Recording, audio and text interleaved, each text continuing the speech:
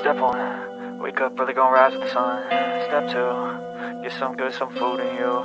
Step 3, think real hard about what you wanna be. Step 4, everybody just do your thing. Wake up, today's gonna be a good day.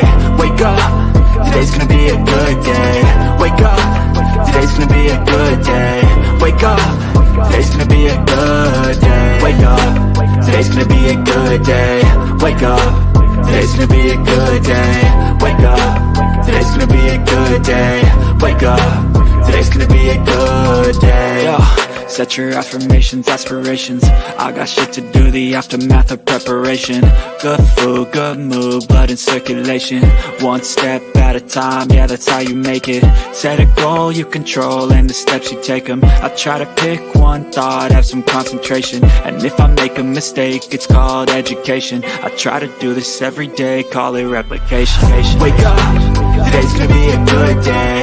Wake up, today's gonna be a good day. Wake up, today's gonna be a good day.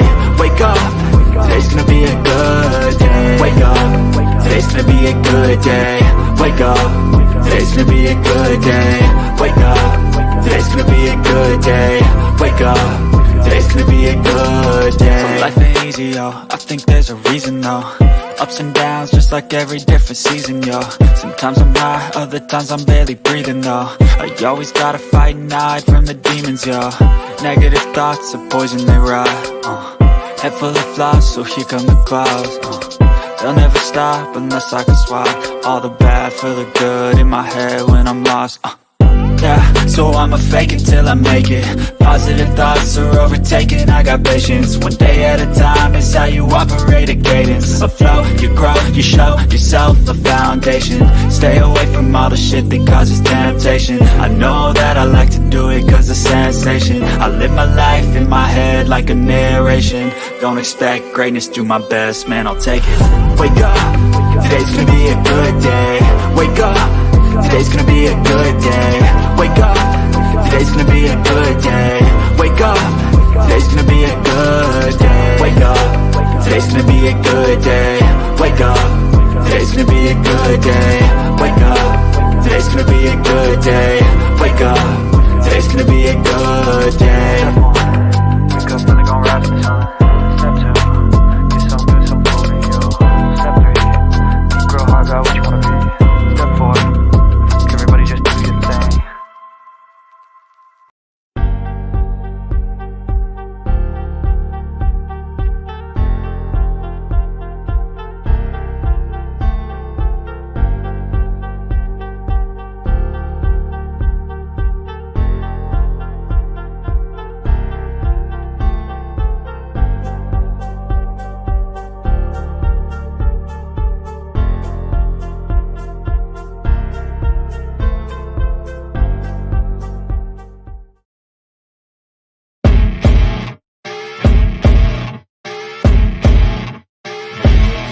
As you wake up in the morning, you want to find the latest, greatest information about criminal cases and have an intuitive conversation about the suspects associated with these cases. Head over to the Bullhorn Betty channel on YouTube.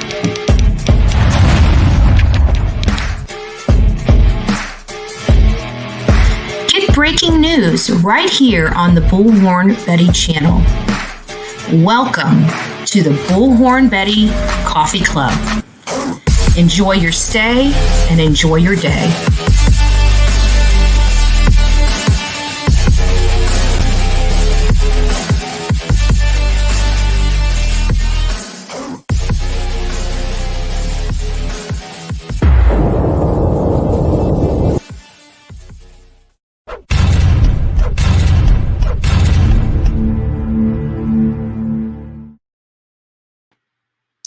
Good morning, YouTube. How are you guys doing today? It is a great day. Happy Tuesday. Can you believe it? Can you believe it's already Tuesday? We're almost to the weekend. Like after tomorrow, it's like hump day, baby. We're almost there. And we're only beginning the second day of the week. These weeks just fly by. They just fly by. Good morning, all. I hope you guys are doing amazing today. Radmilla, first to say good morning this morning. Good morning from the Coffee Club crew. Paranormal Kathy, it's nice to see you. Bullhorn Betty is here present. Stormy, we are feeling your good vibes here this morning. Tennessee Girl has coffee in hand. So do I. So do I. The Coffee Club, baby. The Coffee Club. Blue Jay Baby. Love it. Nice day here in Florida. Hope you are well. I am doing amazing this morning. Good morning, all. Jackie Blue, nice to see you. Cool Gamer is in the house. Farm Girl, Kim Lay, wake up. It's a good day. Absolutely. And, I've been trying to play around with some music because I'm really not feeling the StreamYard music that we were doing. I mean, it was okay for a little minute, but we needed something to wake us up and put us in a good mood. It's all about good vibes that we're throwing out there into the YouTube universe and into the universe abroad. We are putting those good vibes in. We're getting those good vibes out. It is definitely a good day. Good morning. Good morning, Karen Davis. Good morning, Susanna. We see you in here. I see you. I see you. Crystal, nice to see you. Gigi for life. Good morning. Good morning from Kentucky, Crystal says. East Tennessee is Kim. Farm Girl is from Virginia. Farm Girl, I might be coming, West Virginia rather. I might be coming to the Virginia area in the near future. I am really honing in on Cody Bigsby, and my heart is just bleeding for that baby boy. And so I may just come down there to cover the care up there. I keep saying down there. I don't know why. Just don't know why. Good morning, Amber. Oh, I missed Connie Branch. Good morning. Good morning, Connie. I hope you have a terrific Tuesday. May each of you be blessed, and may today be the day we get justice for Summer. Amen. Amen to that. Amen to that. Stephanie K. from South Carolina. Good morning. Good morning, Little Corner, Tennessee. I can guess what state you're from. Poor kitty. I'm curious about this, Susanna. Poor kitty. Yes, I love that song too, Amber. I love it. Gemini 80. Good morning, Andra and chat. Well, good morning to you as well.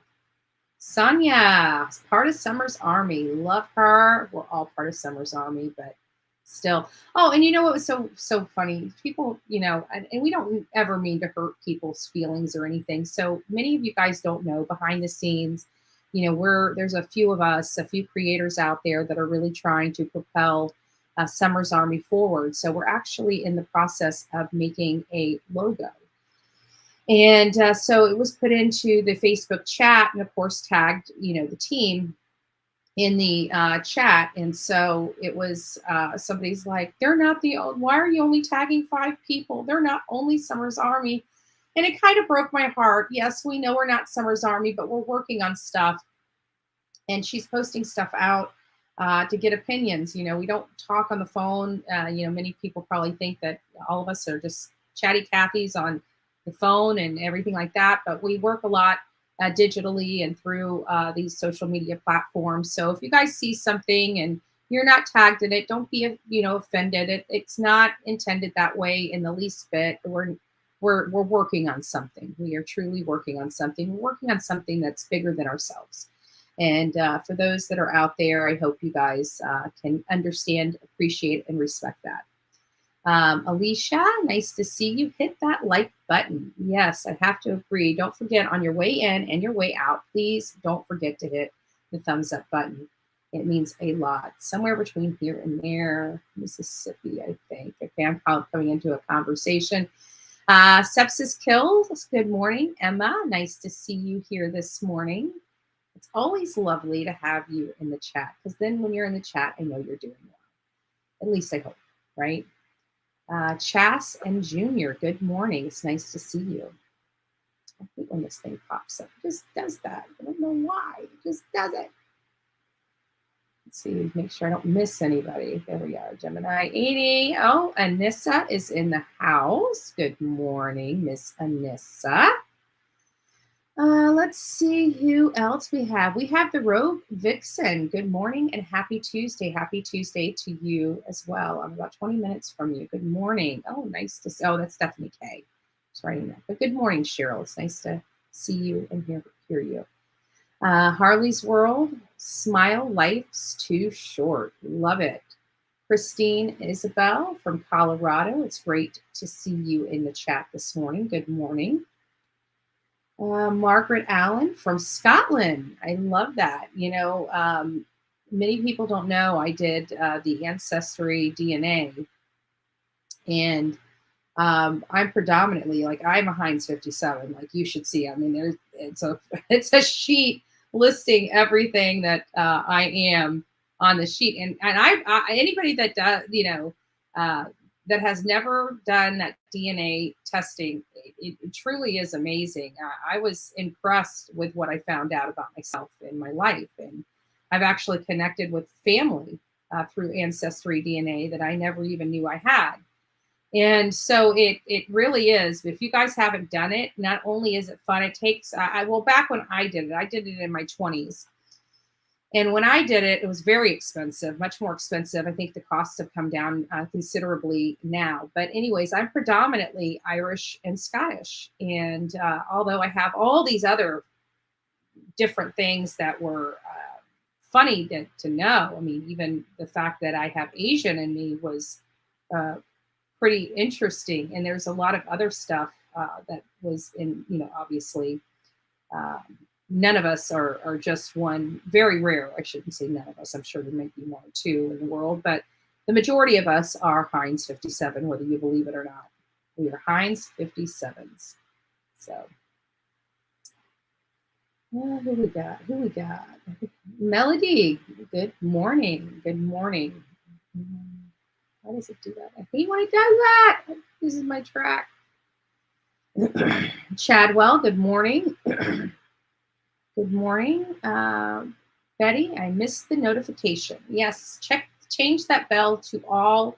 If it is on all, unsubscribe and resubscribe. It shouldn't affect anything. If you have a subscription or anything like that, it shouldn't affect any of that. But sometimes you got to do that. I find that it seems like every now and again, you just got to refresh your settings on the creators you like watching. I don't know why. I think it's maybe to confirm that, us creators have these legitimate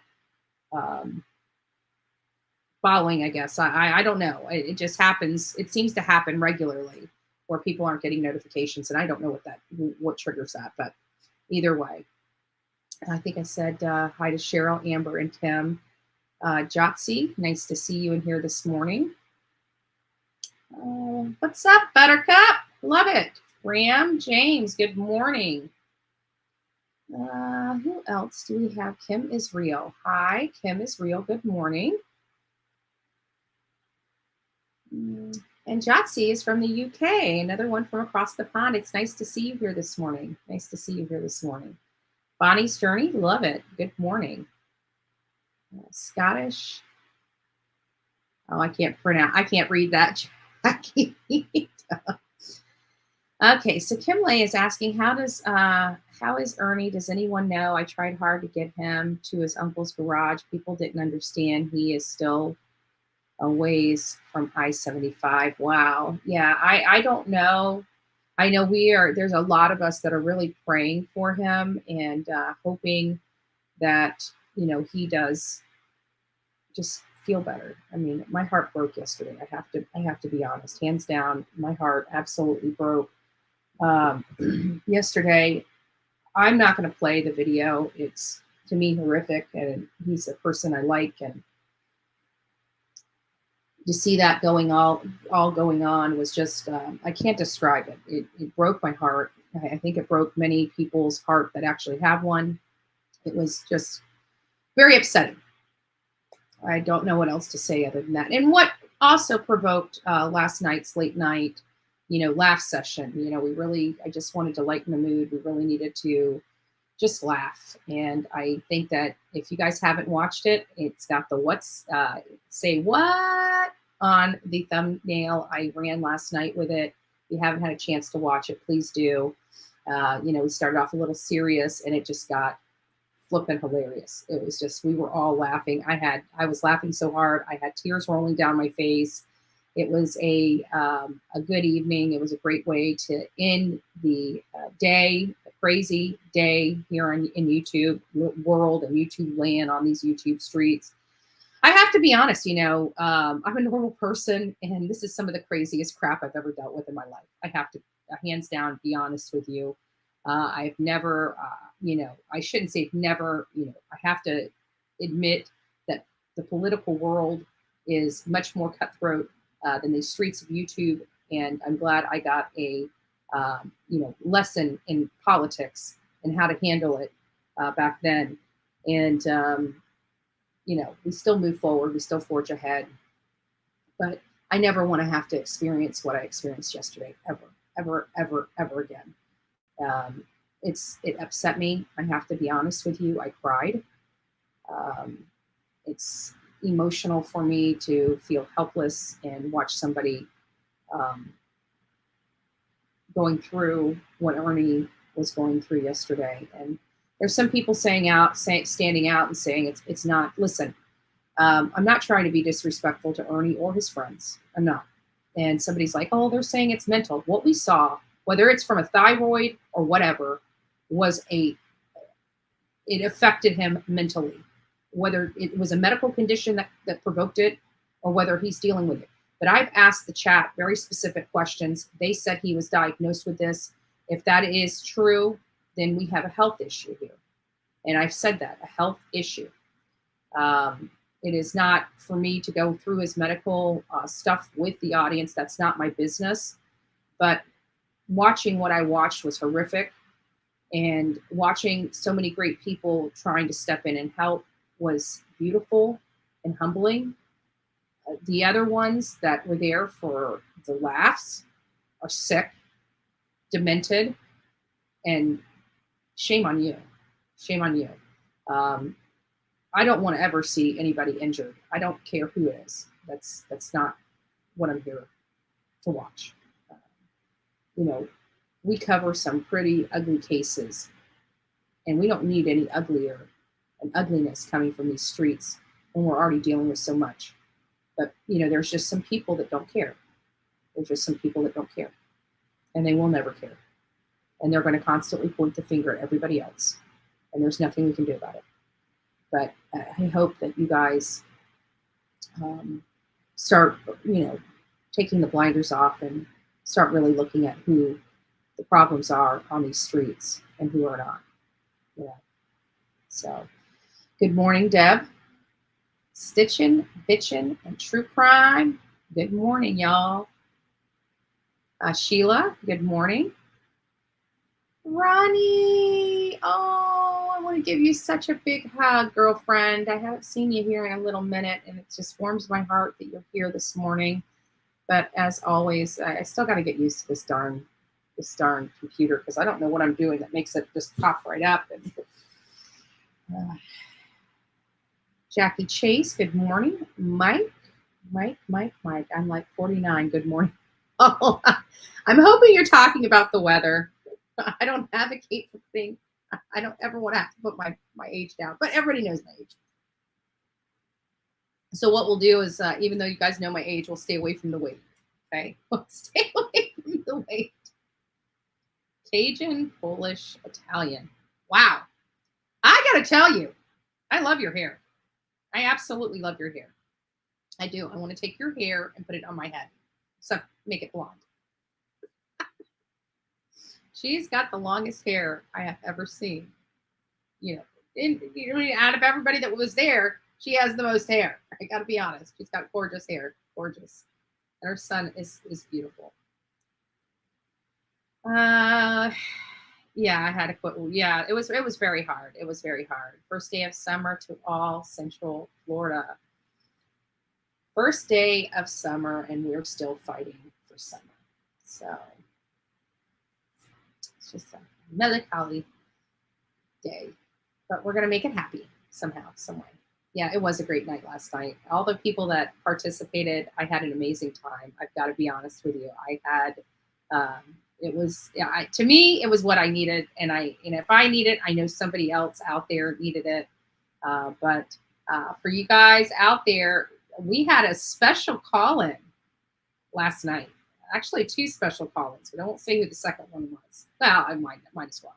So it was a family event yesterday. Like, I was not expecting 2 calls that I received last night, and one was from yours truly, Bullhorn Betty's mom, called in and told a funny story about Bullhorn Betty. She sure did. And then my aunt called in as well and told another funny story. And of course, that had my mom involved in it. So it was a real good night. You guys don't ever get to see my family. I was surprised. I always tell my mom to stay off. I don't mind her watching, but I don't like her commenting, and I don't like her calling in because of all the hate and stuff. Like, my mom doesn't deserve it. She's such a good woman. And neither does any of my family. And this is what I've dealt with. But everybody else wants to complain that I'm doing that to them when I'm not. They just assume it's me. And they attack me because of it. And it's sad. They have absolutely no foundation, but they attack. And no different, we still have one creator that is just totally obsessed, like mentally ill, obsessed with me. And we all know who she is. And again, she never fails. She just can't keep me out of her mouth, ever. It doesn't matter how good or bad I do. I'm always this horrible piece of crap. She just, and it's conjecture. All she tells her audience is conjecture. She has absolutely no receipts for anything she says out of her mouth. None. What she pulls up is hogwash. Even when she went through my record, she didn't even know what she was reading. She thought it was all factual. She didn't realize that affidavits can be lied on. Even with that bozo that I had to take to court, she's talking about a good faith letter. That's part of the process. She obviously doesn't know how the legal world works. You have to do a good faith settlement to show that you are acting in good faith. And she's like, oh, she was so scared to go to. No, I wasn't. That's why I absolutely said, this is the only agreement I'm willing to accept at this time, because I knew it wasn't going to be taken, but it also shows the court I'm acting in good faith and trying to settle out of court. So like this chick, literally nothing that comes out of her mouth is factual. She doesn't know what she's talking about, and she doesn't know anything about me, but she goes on there. And I want you guys to look up what conjecture means. She absolutely has no information, but she still runs that gator. And I can't wait until she finally gets to meet me. I can't wait, right? Can't wait until she finally gets to meet me, and I can't wait when she has to be, when she has to come meet me, right? When she has to come meet me, when she's forced to come meet me. I can't wait for her and I to meet. And we will be working on that, and I'm not stopping. I'm not stopping. Even if she stopped talking about me tomorrow, the damage is done. And she knows it. But she's just making things worse for herself, and she's too stupid to realize it. So Kim Lay, Mike Miller, I think I said hi. C12, nice to see you.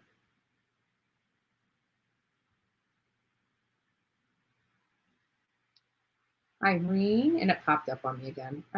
I think we just got too much going on here. So anyways, if I missed you, I'm sorry. Good morning from the Bullhorn Betty channel. It's nice to see you guys all hopping this morning. It's nice to see you guys just chilling, maxing, and relaxing. It is great to be here. And good morning, all. Good morning, Lana. Good morning, Angela. It's nice to see you. Oli, nice to see you. I know, right? Who knows? Who knows? Who knows, right? There's definitely something wrong with her. I mean, there's definitely. I mean, she's an idiot. And just a complete utter idiot. There's no other explanation for her. And to think that her chat has 700 people in it last night just shows how stupid people are. There are 700 people on YouTube that are stupid. So ridiculous. Yes, we're going to be respectful in the chat. The only one allowed to be disrespectful is yours truly, and I try to be as respectful as possible, as respectful as my mouth will allow me to be when I'm a little frustrated, right? Marianne, let's see what you have to say. Hi, yes, I believe there was a second trip to clean up the mess, but the trash bag was left on site. Interesting. Yeah, we're going to be getting into that. We're going to talk. I got JLR's video of the interview popped up for Warrior's Path. And we're going to watch a little portion of that. It's a little interesting. I've got to be honest with you. It's a little interesting. And a lot of stuff, that's poking holes into the Wells story. And we are going to dive in, and I'm going to open the phone lines up earlier. It seems like people are really enjoying these phone lines, being able to express themselves and having, some anonymity related to it. So I just want to keep that momentum going for this channel. It seems like a lot of people like it, and it's all about the audience. We really strive hard to be inclusive and instead of exclusive, despite what the hate try to say. I have to throw that in there because they say this channel is just horrible. If you actually listen to some of the crap that comes out of some of these creators' mouth about this channel, you would think that this is the worst channel in the free world. Can you believe that somebody actually came on in my page? It was a while ago. And actually said that I am the most dangerous person on YouTube. This is how deluded and insane these people think, that I am the most dangerous person on YouTube, right? And I'm like, lady, are you freaking kidding me? Like, I have an entertainment channel that covers true crime. How am I the most dangerous person on YouTube? I'm like, this chick is freaking nuts. Like, seriously, absolutely insane. I'm thinking, if I'm dangerous, I'd hate for you to actually have to deal with some danger. Oh my God. Yes, somebody actually said that.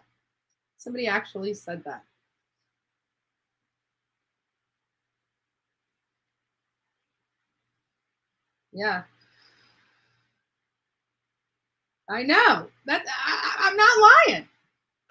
I swear to God, I'm not lying. It was in one of my comments on this channel. I don't even remember if it was on a community post or in one of my videos. But it was a female, at least I think. You never know who you're talking to on these, because people are cowards. I come out. Even, for example, Ziggy. Somebody was in there giving Ziggy a hard time when I was in Tennessee. Did you guys see that? I don't know why Ziggy kept her on as long as she did. I really don't. I felt bad for Ziggy. Ziggy's a nice gal. I wish I had an opportunity to meet her in person. She seems okay. And so I'm just listening to her chat. I wake up in the morning. The first thing I do is I look to see who I subscribe to and who did a live that I've missed, and I try to catch up on it. Some of these lives, like mine, last hours, so I can't watch it all. And so I just happened to, and she was up talking. And so I just popped in and I'm like, hey, and this one chick came up on panel and she was just running Ziggy. Like, Ziggy, it's another thing. Like, why do people have to pick on people? Why don't you just leave people alone? You don't like their content, quit watching it. Like, I have never seen so much dysfunction in my entire life where people actually hate you, hate your guts, wish you were dead. Like, if I got shot in my head, there would be people out there laughing, thinking it's a joke. And I think they're sick in the. I think that's what makes me lose faith in humanity, is people like that, right? The people that are laughing at Ernie's, what makes me lose faith in humanity, right? And so I'm sitting there, and this lady is just giving Ziggy a run for her, and you can hear Ziggy getting frustrated, and that's what she was doing. This lady was just intentionally, she would poke her, and then she's like, "Why are you being so, the condescending tone? What's Ziggy? Calm down." So you rouse somebody up, and then you want to start telling them to calm down. That right there is a trigger for like 90% of women that I know. I'm just saying, it's a trigger, right? I felt bad. Like I've used this tactic and people have used it against me. I can handle it. So I'm like, and then I'm like, is that Susie? Because you know that Susie character that is madly in love with Dolly Vision. That always, every opportunity she can go and pull his pigtail, she will, right?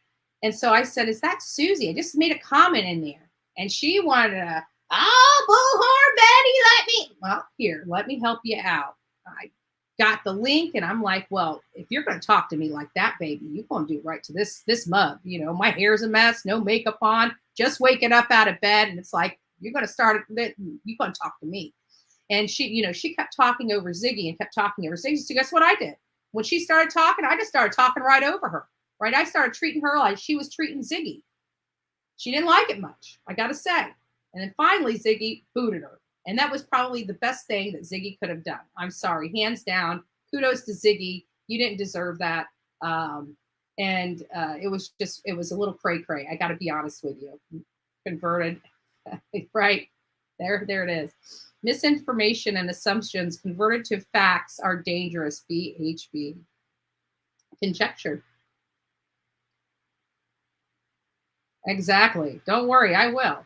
You know what? And these a-holes out here, you know what? I guarantee if something happened to their child or them or their family member, and law enforcement, they get the treatment that most of these victims' families get from law enforcement. Guess who they're going to be calling?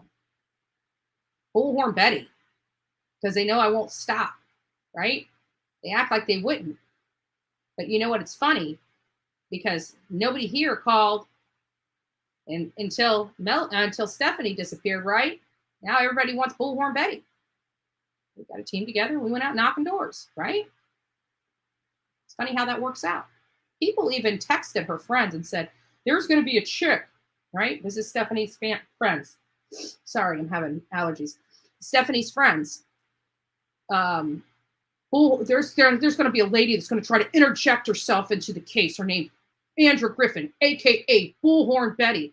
And so Gina walks up to me and she's like, hey, do you know this? I can't remember the name, something Sally.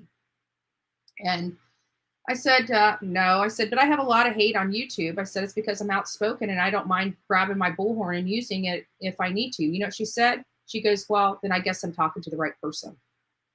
Do you think these people that are missing loved ones, that are desperately trying to find their friend or family member, give a damn about somebody's opinion of me? They want help. They want help. They want help finding their loved one. And this person, whoever reached out to her, is so deluded in their head that they would reach out to somebody that's suffering and trying to find answers and force their opinion and will upon that. And you know what? Time and time again, we find out that even when these people reach out to these, they don't care. You know why? Because they want somebody with the kahunas and the will to go knock these doors, go searching in some of the worst conditions you can imagine. And guess what we do? We do that. Do they care that I'm Bullhorn Betty and I protested? Hell no. I don't give a crap. They would rather me grab my bullhorn and go up and down those streets to find their missing loved one. They don't care. But these deluded people that have mental problems actually think these families give a damn. All you're doing is giving me more street cred with these people. Why do you have so much hate? Because I have no problem picking up a bullhorn and putting it in somebody's face and demanding justice. That sounds like you're the right person I need to be speaking to. You're damn right. You're damn right. I am. Because I don't care. When it comes to these victims, I will stop at nothing to help, whether people like it or not. And they can't stand it. And they can't stand it.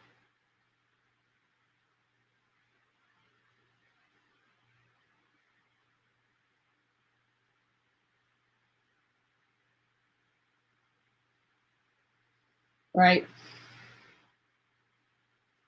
Okay, let's see if he's popping up on me because I wait too long and then it pops all the way down. Game recognized game. Let's see.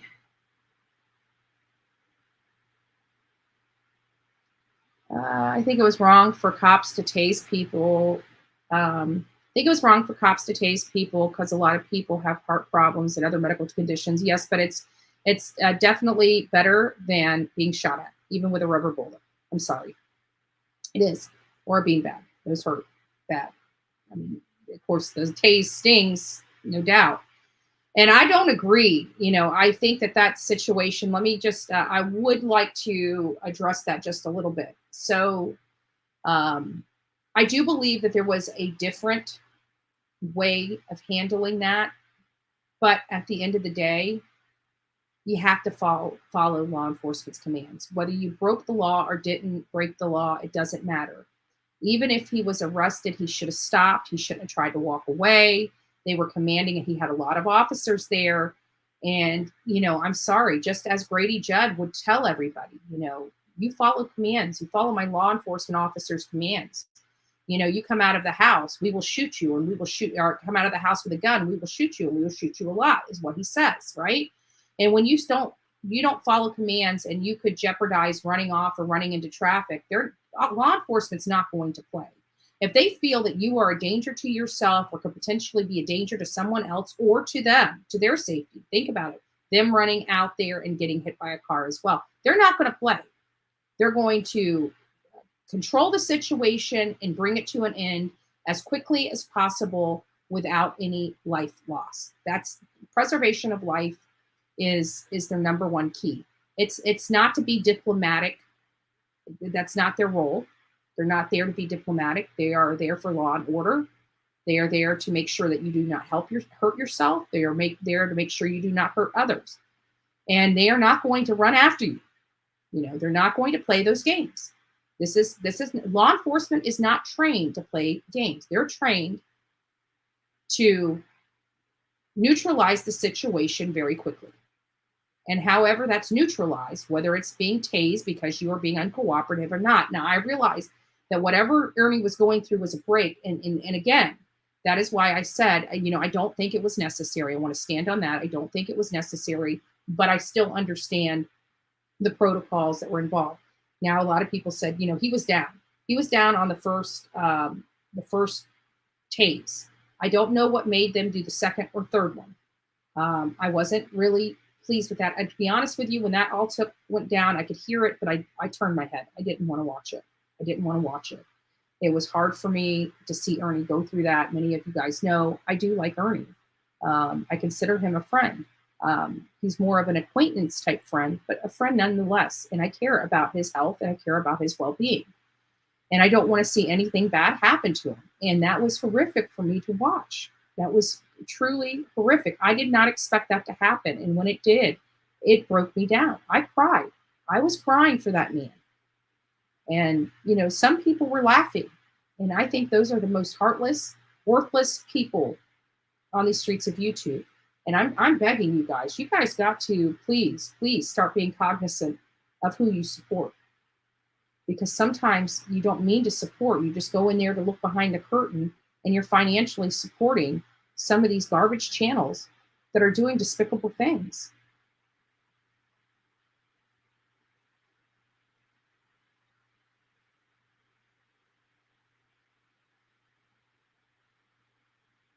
I don't talk about her.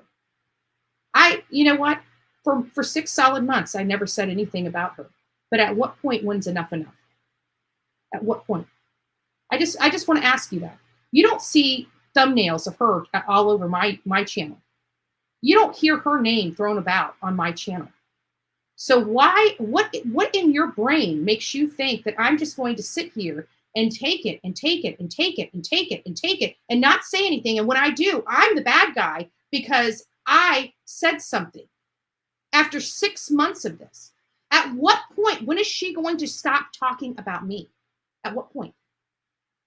Because if she, I keep my mouth shut. She talks about me. I open my mouth. She talks about me. Nothing I do stops this woman. She is obsessed with me. She is disgustingly obsessed with Andra.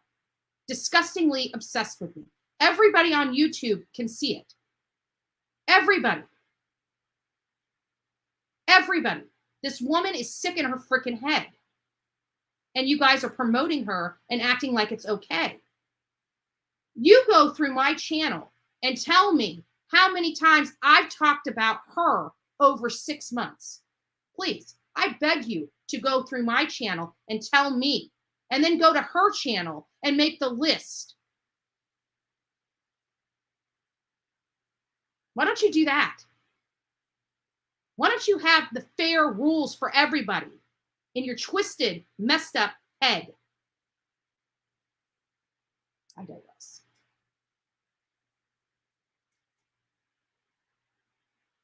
Yeah, it's better than getting shot dead. I'm sorry, you can't just not follow law. I mean, don't.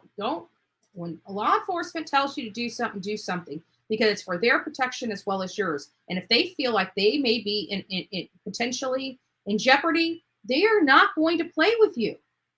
Law enforcement doesn't play. They are not a therapist. They are not a therapist, guys. Well, they didn't have to tase him. I agree with you. But they ain't running after this man. And they're not going to let him get far enough that they have to run after him. And quite frankly, they followed their protocol perfectly. That is how they're trained. That's how they're trained.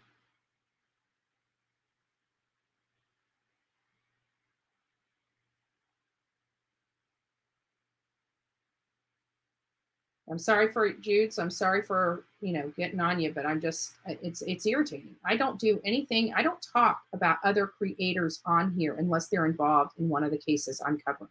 I don't.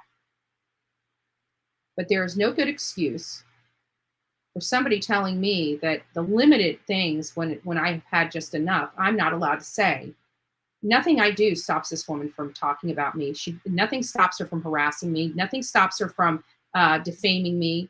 Slandering me, and she's doing this. This is not First Amendment speech. This is harassment.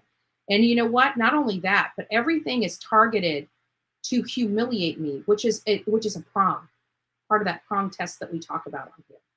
It's not for any other thing than defame and humiliate me.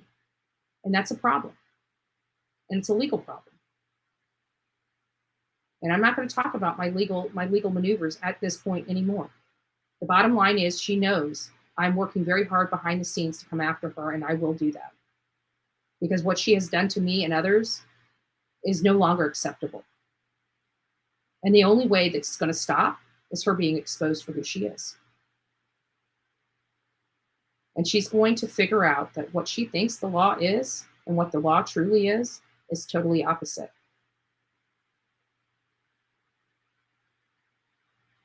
And that's all I'm going to say. I'm not going to talk about her.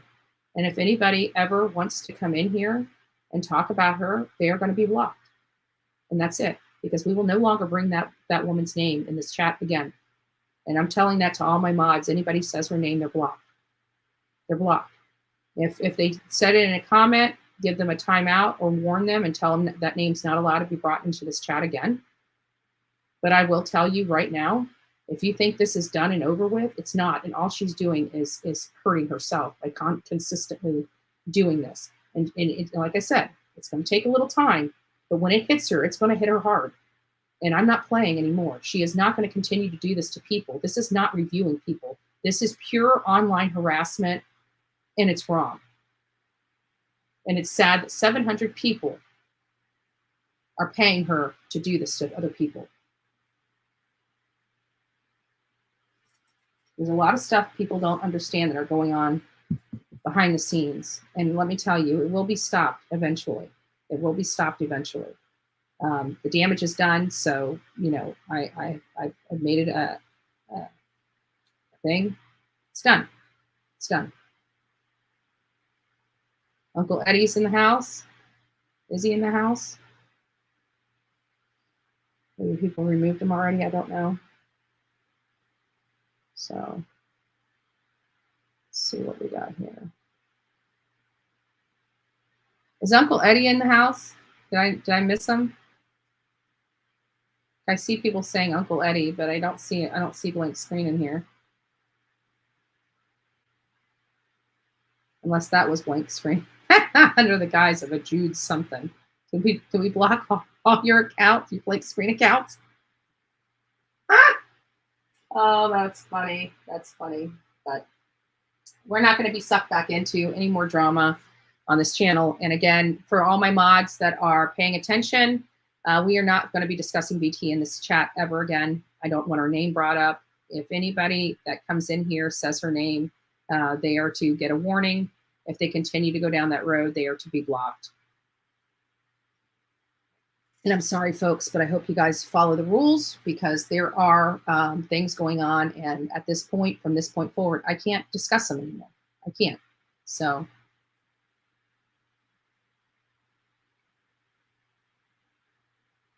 Unfortunately, what does it say? Unfortunately, he doesn't understand reality during this episode. He fears for his life. He has a medical emergency, I think. It was excessive force. Yeah, but excessive force, and it wasn't. I just want to make sure that people understand that these are legal terms that are defined through case law and statute. And unfortunately, that was not excessive force that was used. People may feel it was excessive force, but that was not, under any circumstances, excessive force. They actually deployed all of their, how they handled that situation is exactly how they are trained to handle that situation. Even if people filed a complaint against them, it would pass the mustard. It would pass the mustard. Nobody would have any issues with it, whether we like it or not.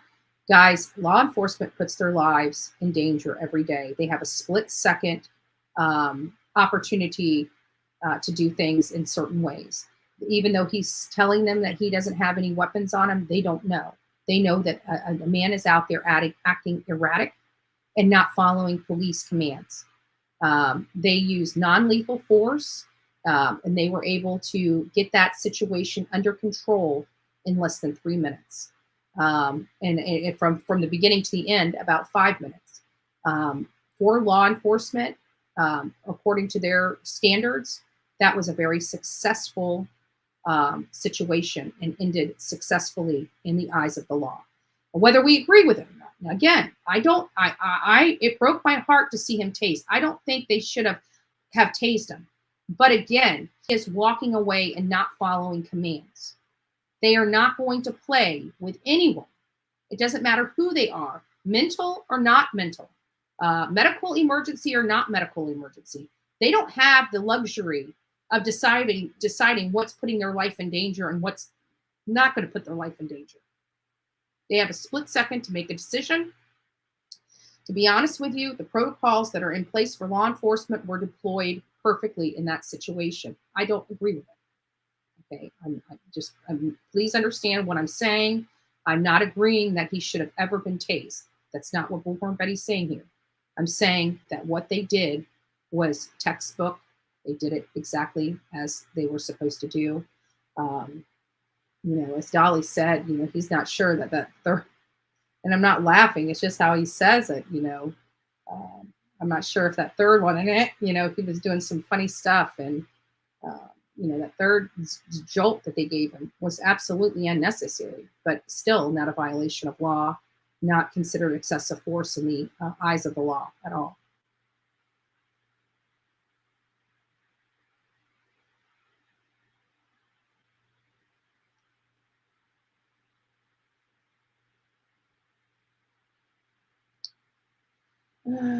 Threatened to tase him a fourth time. See, that's sad, and then at that point, if he's on the ground and not being uncooperative, then that would have been the excessive force. At that point, I could see that there could be an excessive force complaint against law enforcement. But I can tell you, I know it upsets everybody, and I'm just saying this from a legal standpoint, from what I know, from my experience, from my understanding.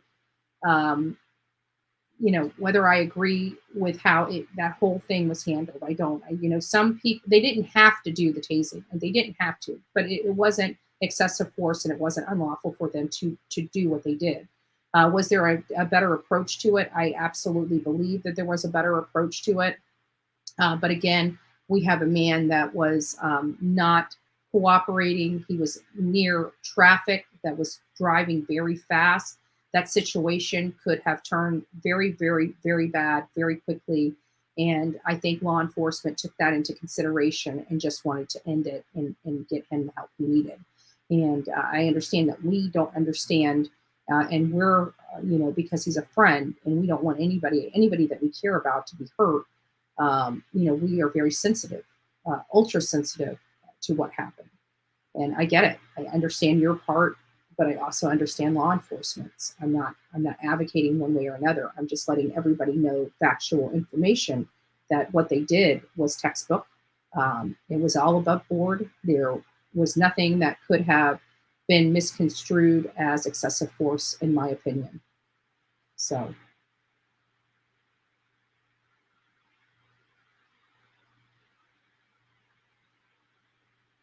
Yeah. Yeah.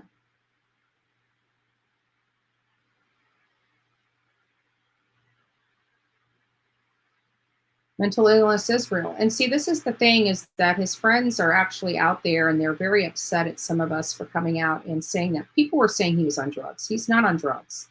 And they're saying, well, they think it's a true medical issue like his thyroid and stuff. And well, it very well may be, but it still had a mental illness type of reaction where he's hallucinating.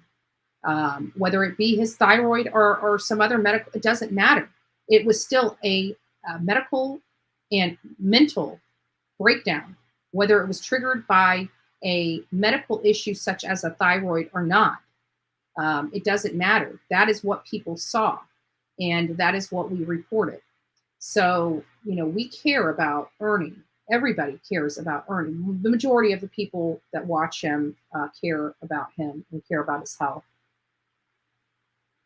There are still some people out there that would have liked, and it's just sick to think there are people out there that would like to see nothing but him get actually hurt, and that were probably laughing at him for even being tased. And I think that is despicable, and it really shows more about you and your character than it does about his. And I just want to make that a point, and there are so many people out there that are despicable, that never get the kind of coverage that I get from these hate channels. There are some really, really despicable people that they could be eyeing and reviewing, right? But they don't. They don't. They pick on me, and it keeps making me wonder why. I am just, and you know what? They're tooting my own horn because I am just that important to them. I make them that much money that they cannot let me go. They can't let me go.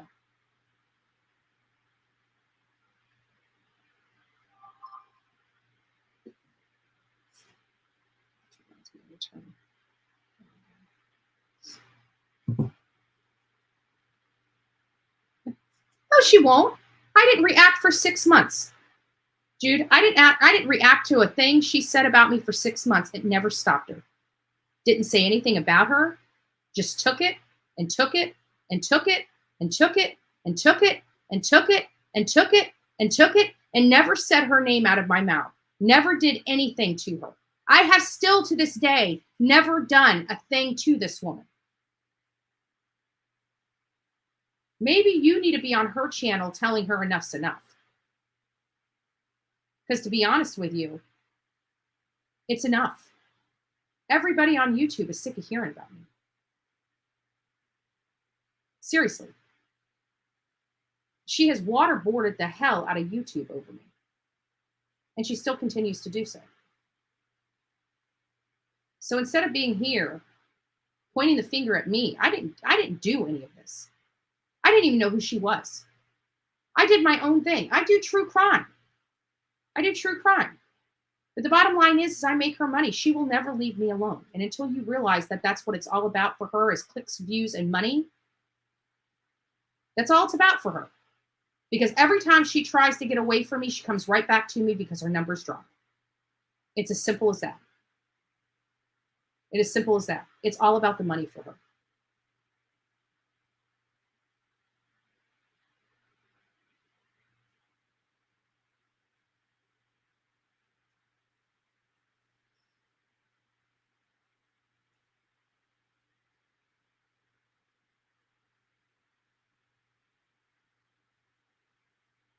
You're not being fair, Jude. Absolutely not. Because I don't see you having this conversation in her chat. You're only here, and I don't even talk about it. I don't even talk about it. And you know what? You're about to get on my last nerve. I don't want to talk about her again. So either stop talking about it or move on or get the hell out of my chat or be blocked. Again, this is it. We are not having a conversation about that despicable woman. She's a freaking despicable mental case. She's obsessed with me. She is flippin' obsessed with me, and it's scary. She has bullhorn Betty derangement syndrome. She needs to go get help.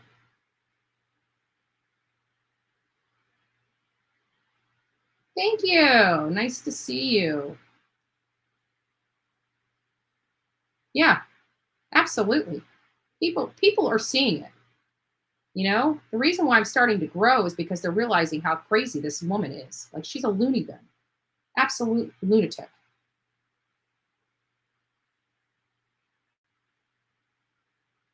So anyways, getting on with the morning. I see some of your questions. I got to skip over them because there's just too many. I'm getting behind. I'm getting behind in the chat. Hi, Toaster Evan. I got to meet Toaster Evan too. What a beautiful. Actually, let me go get it. I forgot to put my bracelets back on.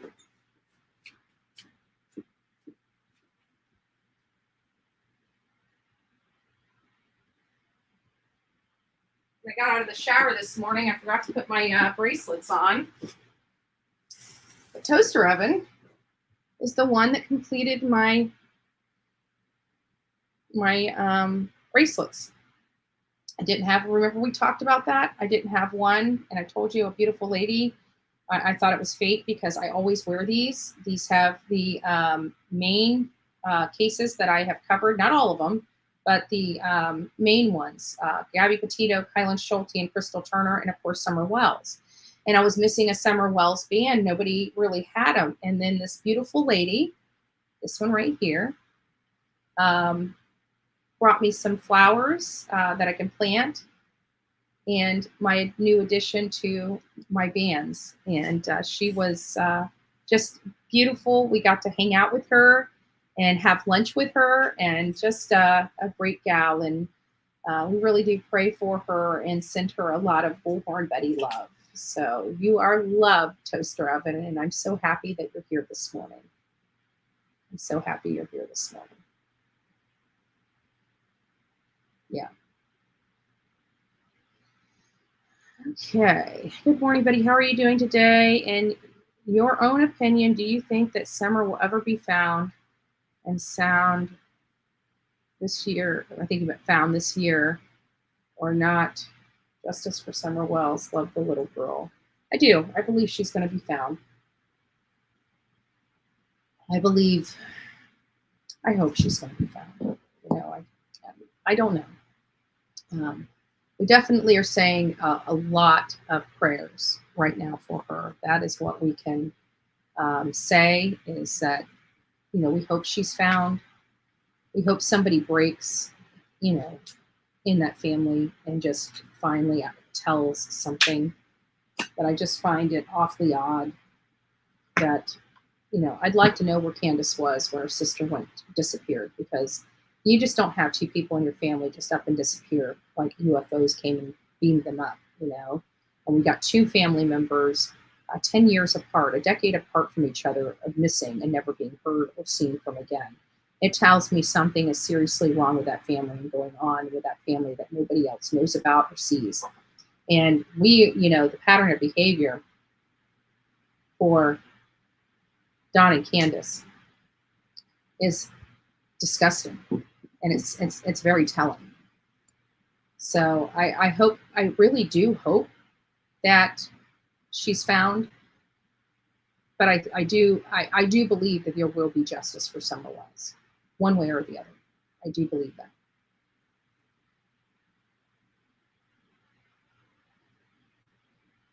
Sophie, we don't like what happened in society, but we get outside to help guide. It will make a difference. Yeah, we try to make a difference. Everybody here tries to make a difference. Well, I absolutely agree with you about mental illness. He should not be threatening people. That he's in Texas, even a pic of a Texas plate and threatening. It doesn't matter. That man has been through hell, and if he wants to fight back, by saying something to try to get the stuff off of him, I understand what he was going through. I understand that, and there's no good excuse for people say they're the kind of people that say basically, oh, I can talk about you and treat you like crap, but the minute you say one thing about me, I'm going to turn up the heat to 10 and come after you 10 times harder because you shouldn't have complained about me harassing and do no. Whether he does one thing wrong, what about the 15 things that were done to him wrong that provoked that one response? It was wrong of him. Well, why don't we say it was wrong of the people to put him in that position where he had to do that? That was not unprovoked. People provoke the kinds of responses they get from people, and they do it intentionally. And then they complain about it and turn it around and make it 10 times worse. And I am so sick and tired of the mentality that thinks that people can bully on somebody, and the minute they say one word about them, they turn the bullying up to 10 and say, oh, it's because he said this. Well, what about the 2 months that you beat him over the head with a club before he said something? Right? So, and threatening to be in, how many times have I heard people saying that they're going to follow him? They're going to find out what parking lot he's in. How many times have I heard people tell him that over and over and over and over again before he ever said he was in Texas? Nobody says anything to them. Let Ernie say something. One little thing. Oh, he shouldn't have done that. Well, what about the 15 freaking people that were doing the same damn thing to him? Nobody said shit to them. Not a damn thing. Not a damn thing. And I'm not yelling at you. I'm just making it a point, Not a damn thing. It's insanity. Like I said, I'm a normal person. This is the most insane thing I have ever dealt with in my life is being on YouTube. The most insane. There are some really sick people in here and on here. There are.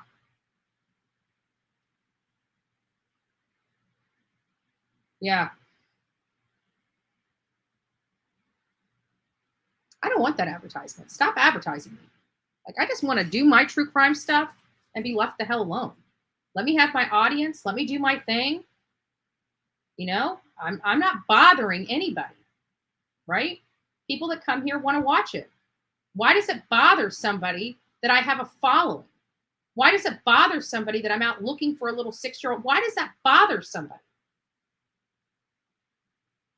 Because it doesn't. They're just using it for money. They're using it to collect money. That's why. It doesn't bother them. But they found a gravy train and they're going to take it all the way to the bank. Let's call it what it is. Let's call it what it is.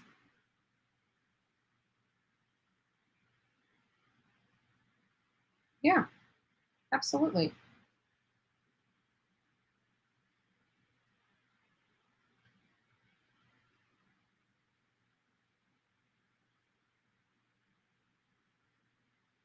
You mentioned having seizures in the past. Yeah, it could very well be. I'm not. Listen, guys. Whatever it may be, whether it's neurological, what we saw, caused him to have hallucinations. That is whether it was provoked by a medical condition or not, it caused a mental issue. Whatever the medical issue was, caused a mental issue. Okay, that was a mental break. That was seeing something. It could very well be associated with a neurological issue or a thyroid issue. I'm not disputing that. But people don't come in here beating people up for saying he had a mental breakdown, because what we saw looked like a pretty mental breakdown to me. We don't know his medical condition. We're only outsiders looking in. It very well, absolutely, hands down, could have been that. Let me see here.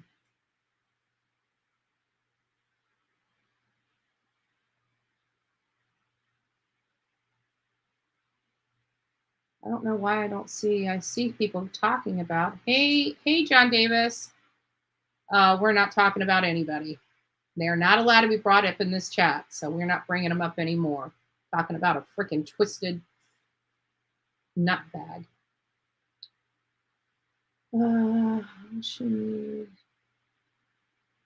Yeah. Well, I feel some type of way. I can't stand her. And nothing like a sworn woman, right? I do believe that there will be a resolution to this problem. I know for a fact there will be. So we'll just keep it at that. And again, like I said, I'm not going to, yeah. Haters are going to hate. I absolutely agree. Lisa, why are you being rude to me? Who's the real rant room? I'm just curious.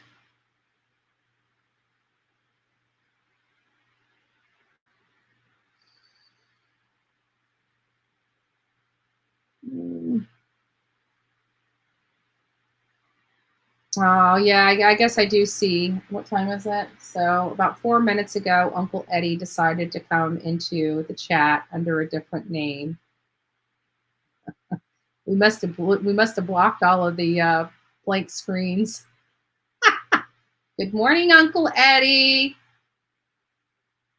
How's that septic tank? Are you emptying it out? You have your poop tube? Poop tube Eddie. Poop tube Uncle Eddie is in the house. Poop tube Uncle Eddie in the house. Just coming in for a little bit of Bullhorn Betty love. Yeah, I agree, Stormy. I agree. It's just it's sad. It's sad what we witnessed, and I never want to witness that ever again on YouTube, ever again. Nobody should be pushed to that level, and whoever is responsible for contributing to that, and we know who they are. We all know who they are. And if you support their channels, I will never tell you who to watch and who not to watch. It's just not in my DNA. I'm a liberty person. You do you, I do me. You know, you don't like what I do, mind your own damn business. If I don't like what you do, I mind my own damn business. If we like what each other does, then we work together. It's just that simple, right? It's just that simple. If I don't like what you do on this, but I like what you do on this, I'll work with you on this, not on this, right? It's pretty simple. It's called being an adult. It's called knowing what your role is. And but we all know who helped, who contributed to this break. We all know. And if you guys choose to support them, there's multiple people, then you can. But I would really ask you guys, this has gotten a little too real. Maybe it's time to realize these people that are causing some of this stuff do not need the support that they're getting. What happened to Ernie should never happen again to another human being. It's just on. What did he do? I mean, what did he really do? He has a channel. He talks to people that are interested in what he has to say. Who cares? Even if I did not like anything that came out of his mouth, I would not be in there trying to make him have a break. Who cares? Normal people don't do that. Normal people just don't do that.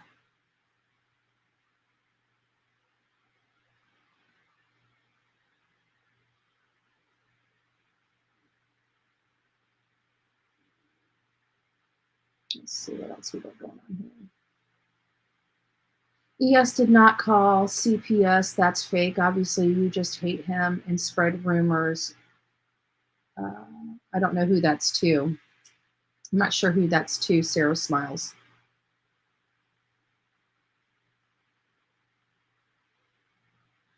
So I don't know what that's about. A bit, what does it say? A bit random, but as a smoker myself for 38 years, today is day 5 smoke free. I can't believe it. Oh, yay! Don't go back. Don't go back. I tell you, when I converted to this, I went through horrible. I mean, and I was out there in front of Brian Laundrie's house. It was September of last year. It was right before my birthday. I quit smoking and went to a vape. This is just as expensive. I need to quit this. But I digress, right?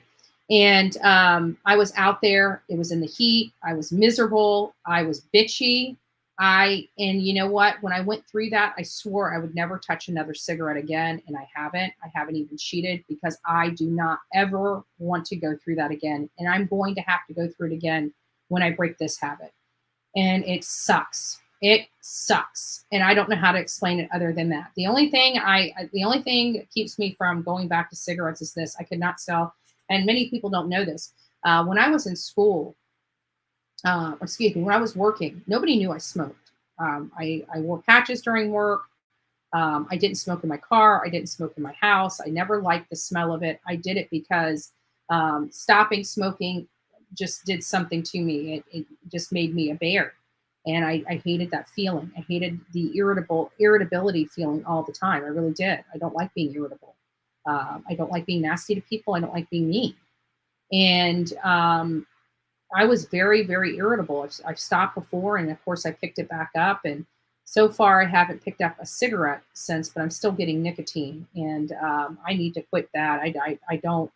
I'm tired. This is the last thing. If I break this, then I've broken just about everything that has ever controlled me, right? And this still controls me because if anybody has ever seen me lose my vape, I'm like, I think Guidance and Susanna, I'm like, if you guys see I dropped this, you guys got to find it. I will go crazy, because they invited us over for dinner. I got to tell you, I have never had Louisiana fettuccine Alfredo, and Susanna made, oh my gosh, this stuff was so good. She had stuff in it. Like, people will throw like chicken in there.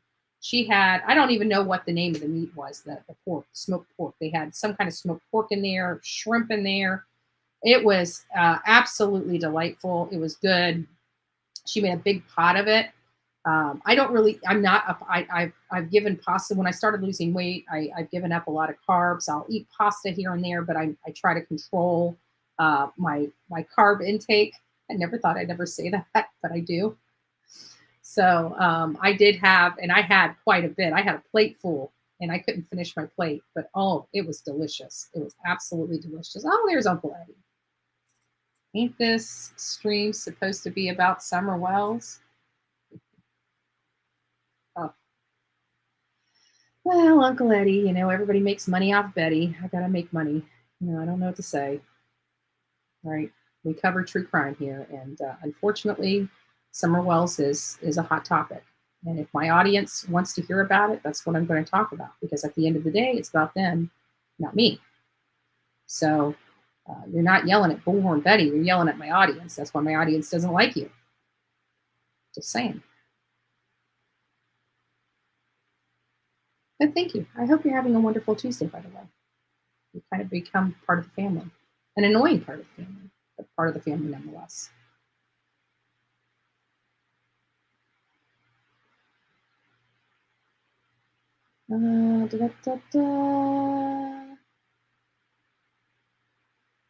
True crime. Some person has no other material that isn't hammering ES. Yeah, it's sad. I think we all kind of go through it, John. I think we really do. It was sad. I saw, let's see what Starvin said. It was sad. I saw nothing funny or enjoyable about what happened. Whether we like someone or hate them, mental health is real and they need help and compassion. Absolutely. You couldn't have said it better. I couldn't have said it better myself. Absolutely. And compassion is the one thing that people are missing here on YouTube. A lot of us that cover true crime have compassion because we see some horrible stuff. We discuss some horrible stuff, right? And it's the compassion aspect on YouTube is missing. There's some people that have it. There's a lot of great creators out there that are compassionate and everything like that. Okay, let's just address this. First of all, I'm happy to bring it up. I was actually found not guilty. Do you know how hard it is to be found not guilty for charges like that? Do you understand? It's because I wasn't guilty. Maybe you need to do some research about what you're talking about before you come here and try to act like you're exposing someone, because all you do is look like an idiot. And what you're doing right now by using my ex-husband's name is violating. So I want this reported, not just, guys, when you see this name come up, I want it reported. Not just because YouTube actually has a way of knowing the IP address associated with this. And what they're doing here is violating the terms of service for YouTube. And I want them reported. I don't want them just blocked or muted. I want them reported prior to being blocked or muted. And not only that, but many people know I have openly talked about my drug addiction, as well as some of the things that I have done in my life, the roads that I went down, which has made me the person I am today. And even though I've had, I was a drug user, I was never charged or convicted of any drug crimes. So what about the felony charges for your cocaine? Not only did I go to court and fight the charges, I was found not guilty. This wasn't charges that were dropped. This is charges that I took to court. And actually, and if you actually opened that record, you would see I was found not guilty. Actually went through the court hearing and found not guilty. So that's what happened about those felony charges. And not only that, I'm not a felon. Never been convicted of a felony in my life. I possess a concealed weapons permit. I vote every year. I am part of my political environment here in Manatee County. So you look like an asshole on here. He doesn't know how to do a stick of research. And this is the problem with people on YouTube. You hear things and you run with it instead of doing your own research, which is opposite of what I do. Like, I go out to these communities. I don't listen to what people's theories and opinions are. I go and get the information necessary to develop my own theory. So quit listening to other people because they make you look really stupid.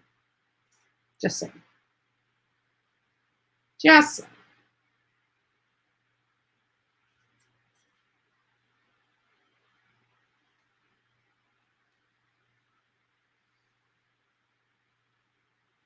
I've been talking about it. I've been talking about it for years.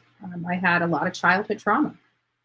Me personally had a massive amount of childhood trauma that I had that affected me in my adulthood and took me into dark places. And I had to fight, scratch, and crawl to save my own life. I almost died.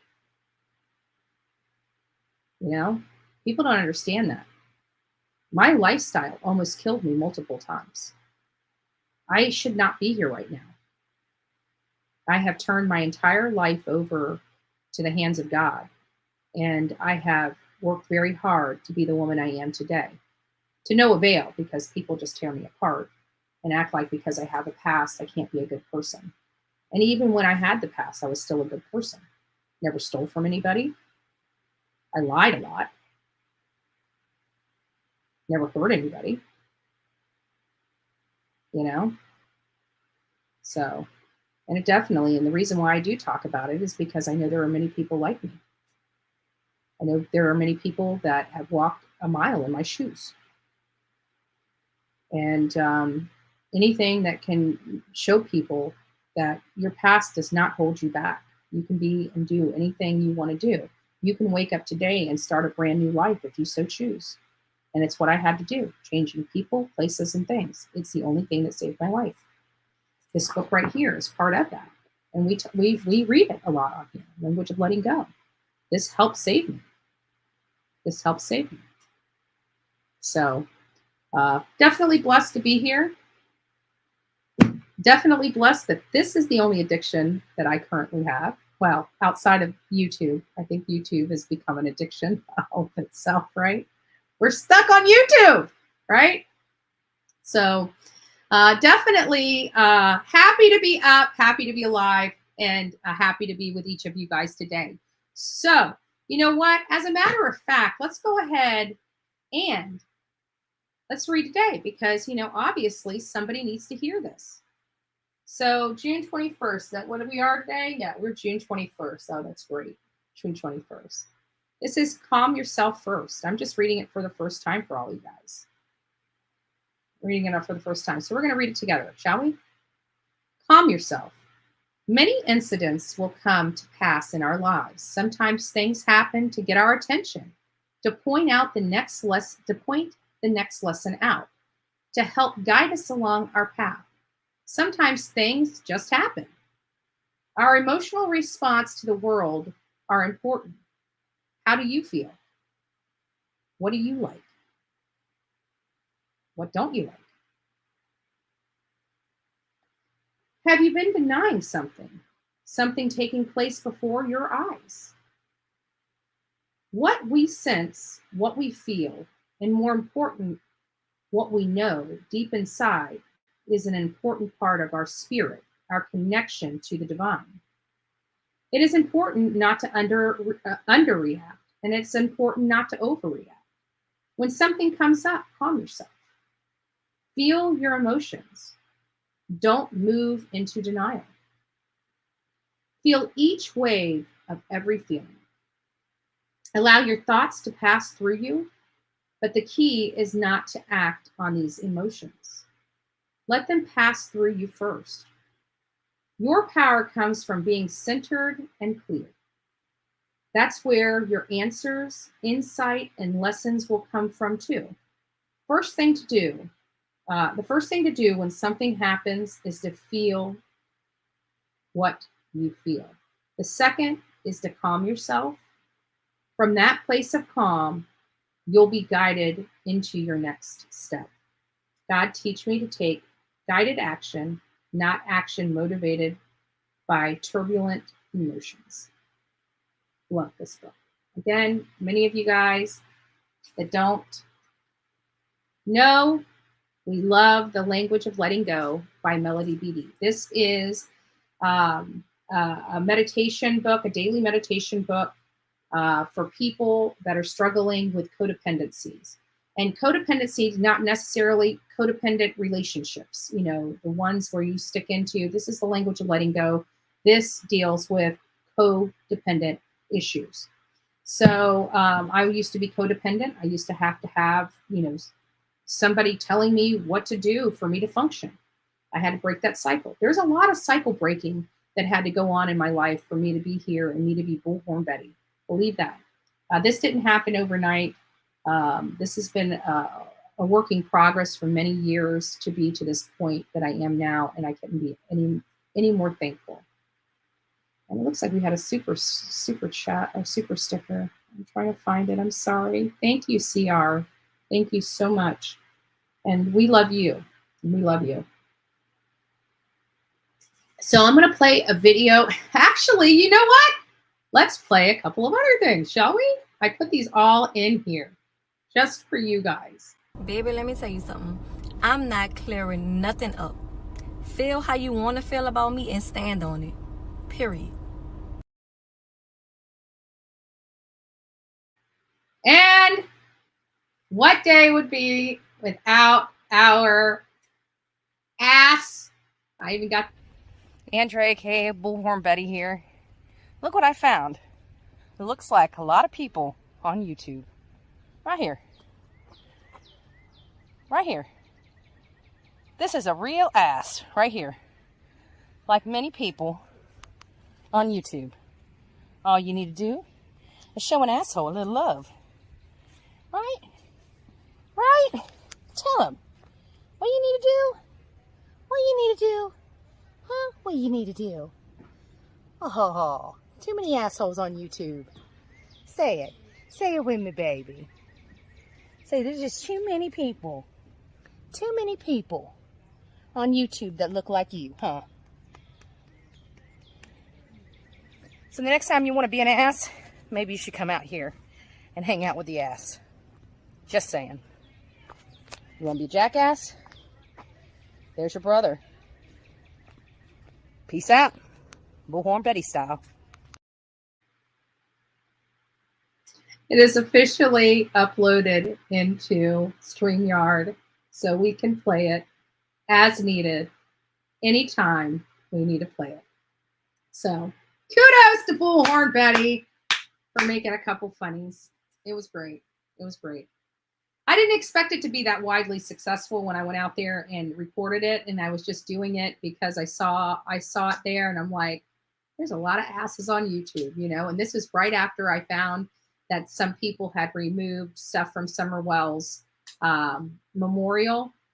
And so I went out there and recorded it. And when I showed the girls, they're like, oh, you've got to post that. That is hilarious. They were laughing so hard. And I'm like, okay, well, if they laugh, maybe I, and it did get quite wide success. So now it's official.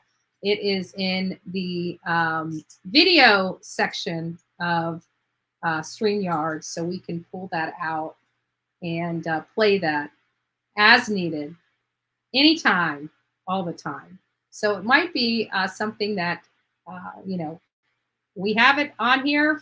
So who knows? It might be a daily play until the a-holes stop.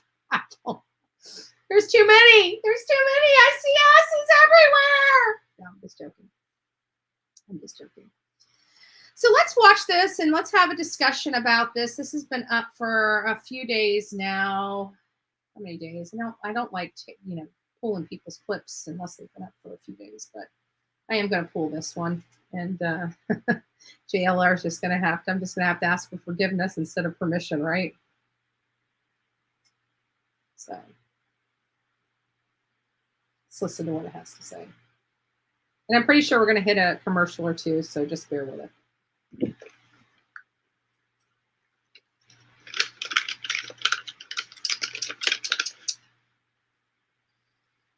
Justice! We love you. Justin in the house. The Warriors Path Horse Stables. There are horses here. This is the same with this horse. It's coming to me. I'm looking for Summer Wells. Hi. Hello. Hi. How are you? Oh, I don't have any food. I don't have any food. I don't have any food. Hey. So this is right by the waterway. See horses. This horse is looking for food. We don't have any food. C12, they're in the chat. As a bee on the horse. Is there any foods in there? No foods in there. We don't have any foods. We don't have any foods. So. And that does bring me to a point. C12, the girls are in the chat. I don't think I've seen guidance, but I think the other ones are. But they're in the chat. Guidance with life, guidance in life with TLC is one of the girls. She does have a channel. It's Guidance in Life with TLC, and then we have True Crime with Eve. She has a channel. Those are they busted their rump along with many others, including Justice for All, which was out there sweating right next to us, except his makeup was standard better than my makeup, and I'm jealous. But we do. It looks like we have a birthday in here for Medic. I didn't see Medic come in, but happy birthday. And it's also Guidance in Life with TLC. It's her birthday today as well. So happy birthday to you both from the Bullhorn Betty channel. Thanks for stopping in. And I hope you guys have an amazing day today on your birthday. You deserve it. You deserve it. So woo woo, happy birthday. Yeah, Summer Wells went missing. Where's Summer Wells? Nice little horsey. Nice little horsey. I want to get past this. You guys own this? Oh, there it is. Do you own this? Oh, okay, thank you.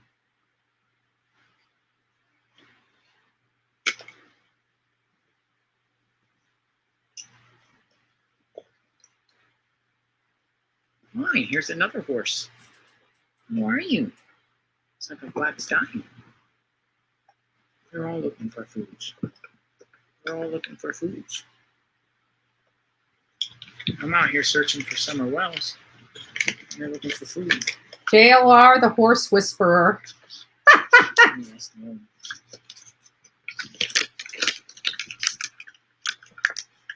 Yes,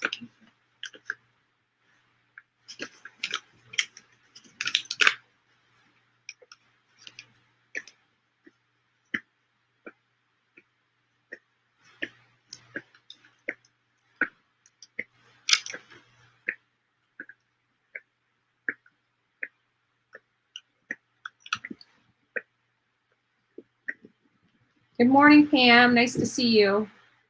you guys work here? Can I give you guys a flyer? Or are you guys aware of the Summer Wells case? It's been a year since she's been reported missing. Did you guys see her? Did you guys see her at all? We saw, she was down here the day she went missing. The truck was. We saw it. Oh, you saw the truck? Yes. You guys called the police? Oh, yeah. TBI came and talked to us. What was it like on surveillance or anything? I'm just covering the case. Well, they just saw it, and she was saw alive after she left here. She was alive. Yeah. Did you see them come back? No, we just saw the truck here most of the day. We were having summer camp, and that truck was down in the cul-de-sac most of the day. You guys have awesome horses. Most of the day, guys, most of the day, she was down there. Most of the day.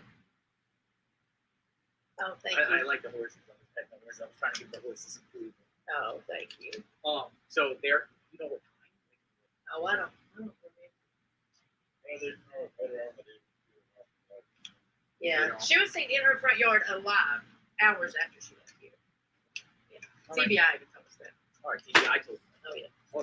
But I wonder, because if you guys recall, TBI and everybody was relying upon the people that were feeding them the answers, right?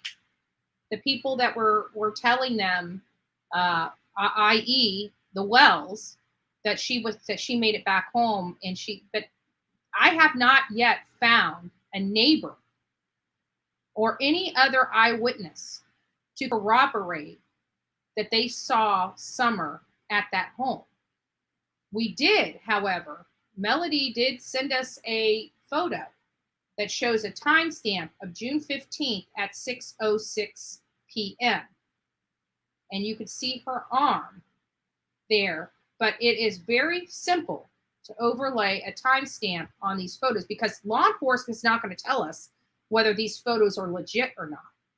These are being passed around. We heard Leslie Earhart talk about, people intentionally posting stuff on social media platforms to basically thwart the case and spread misinformation about this case. Is that photo, again, one of those tactics where they overlaid a timestamp and passed it around because this is the first time we're starting to see this photo go around? Was it from that day? Was it truly from that day? We will not know. Only law enforcement, because they're the ones behind the scene. And somebody even went as far as to come in here and said, well, if they were lying about that, they would have been in jail. They have been caught lying a number of times. And if they're not the one that produced that photo and lied about it, and it was another person on YouTube, well, then that would explain why they're not being held for that. But we have caught them in so many lies. Law enforcement has caught them in so many lies. And how do I know that? Because law enforcement has gone back to them a number of times to work on their timeline. And how do I know that? Because Don Wells said so. Don Wells came out and told us so. He told it to the behavior panel. So all the information, and these people gave that information to TBI in and around the time that Summer went missing. At that time, they probably did say Summer was seen at her house because they were relying, they believed Don and Candace because they didn't think that they had anything to do with this. But at this point, we know at least as of March 2022, Ronnie Lawson wasn't happy with the wells and went far enough to say that not only have they stopped cooperating, but have lawyered up.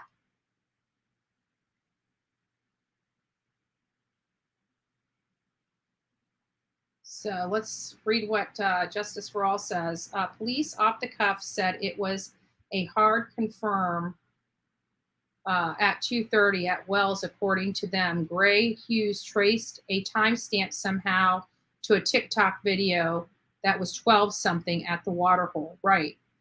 But this revelation from these people over at the horse stables saying that that truck was there most of the day really kind of does rock the boat on that script that we've been accustomed to hearing about for the last year.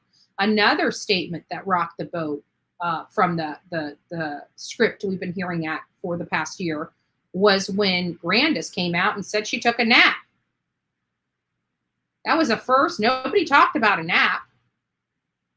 When did this nap take place?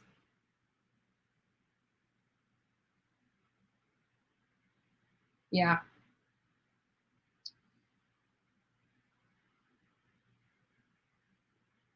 Yeah. And, you know, this is speculation. Let's just finish this video. There's a few more minutes of it, and then we'll chat.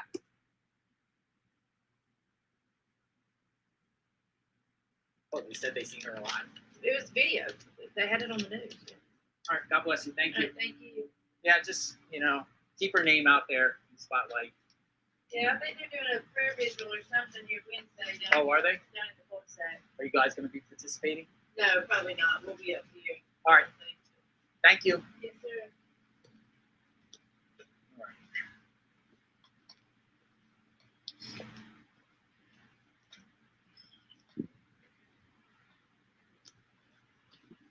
Okay, so just heard from an employee here. They spoke to TBI and they confirmed that they were here. So TBI has asked the horse stables. They see the truck, and you heard the horse stable people say a truck. So more information. No one has heard from the horse stable people this time. Now you heard from them. I heard from the horse stable. This is the horse stables. That is the watering hole. That is the parking lot there. Now, I'm not sure when she said that she said TBI told them they were seen alive, but then she said something about the news. So I don't know if she's confused on that. Was Summer Wells seen alive at her home after they returned from the Waterhole. So if you guys want to go over there, if you guys have not signed up to be a subscriber to JLR, he has a lot of great content that comes out. Blessed to know him personally, blessed to have worked next side by side with him. He has taught us a lot over this time, so we're very thankful for all of that. If you've watched the Mark Sievers trial, he was found guilty of conspiring to kill his wife. It took a year or more to track all the different phones and follow the 2 actual murders. It was mapped out. Wow. So we knew that this was going to be, the disappearance. I knew it was going to take some time. I knew it was going to take some time. All these types of cases don't happen overnight. My problem has always been, the low-hanging fruit that they could be putting these parents in jail for that have gone, without penalty toward the Wells. And I just think that's wrong. Other states handle and conduct missing persons, especially with children, a lot differently than Tennessee. And I still, to this day, just can't wrap my head around why they're not being prosecuted for the child welfare crimes that they've committed and perpetrated upon their children. Is still beyond me, but I'm sure that that's coming. It sounds like there is a lot of stuff that the boys need to work out, themselves. Maybe it doesn't. I feel like I'm about to start sneezing again. Maybe it doesn't. Maybe it's not. They have chose not to do it because of the the welfare of the children. Maybe the children are not in the state of mind at this moment to deal with a trial with their parents. Maybe it's something as simple as that it's, prosecution is not in a rush to bring these charges, and the kids do not have the ability at this moment. We don't know what's going on with them. Even Leslie Earhart, there is a gag order on the case related to the boys, a gag order. And even Leslie Earhart, when they were asked about whether the boys were in the Department of Children and Family Service custody in Rogersville, Tennessee, she declined to answer. She can't answer. There's a gag order. They can't say anything about that portion of the case, which is a good thing, because that means that there is a case and that there is a judge overseeing it, and a judge has ordered a gag order. And that most likely means that there will be something brought before him. And until it's brought before him and properly adjudicated, those gag orders will be in place until the finality of that particular case. So we're going to have that gag order on those children until a case is brought forward and properly adjudicated.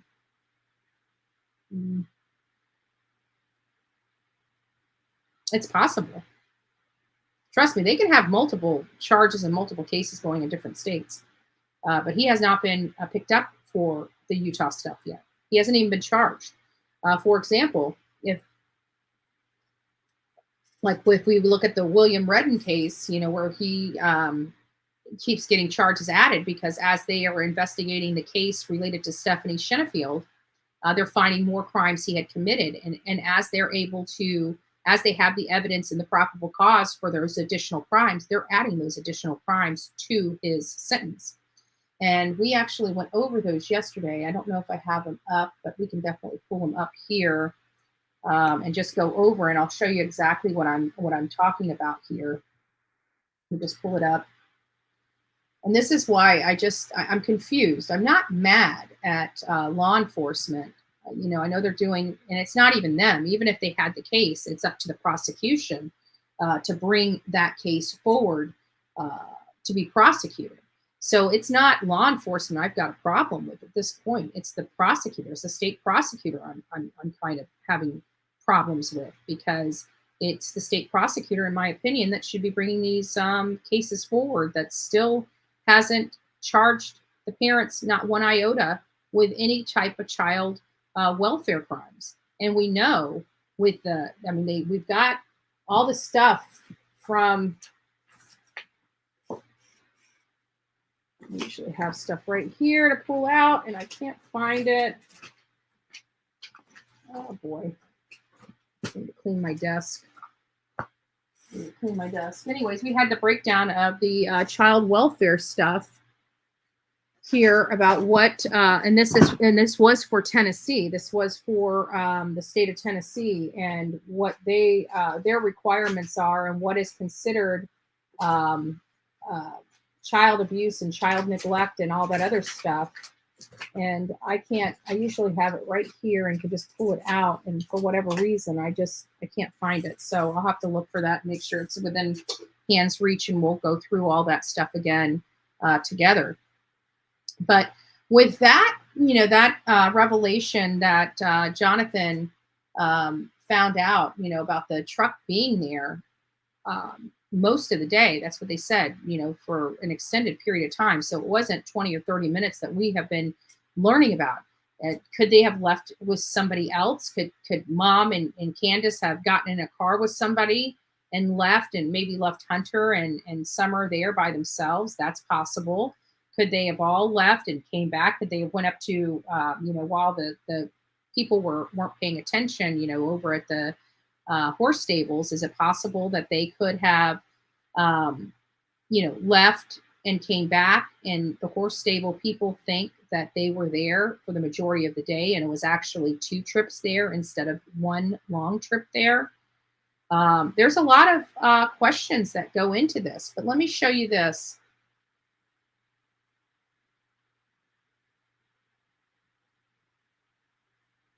So in Stephanie Shenafield, this is the gentleman that, so these were the 3 crimes that This gentleman originally was charged with in connection with the disappearance of Stephanie, and it was an altered firearm because the serial number on his firearm was scraped off. He was in possession of a firearm by a convicted felon. That was a charge. And then they had the evidence that he actually moved her out on a bed sheet, loaded her up in his car, and dumped her. So they got them with abuse to a human body.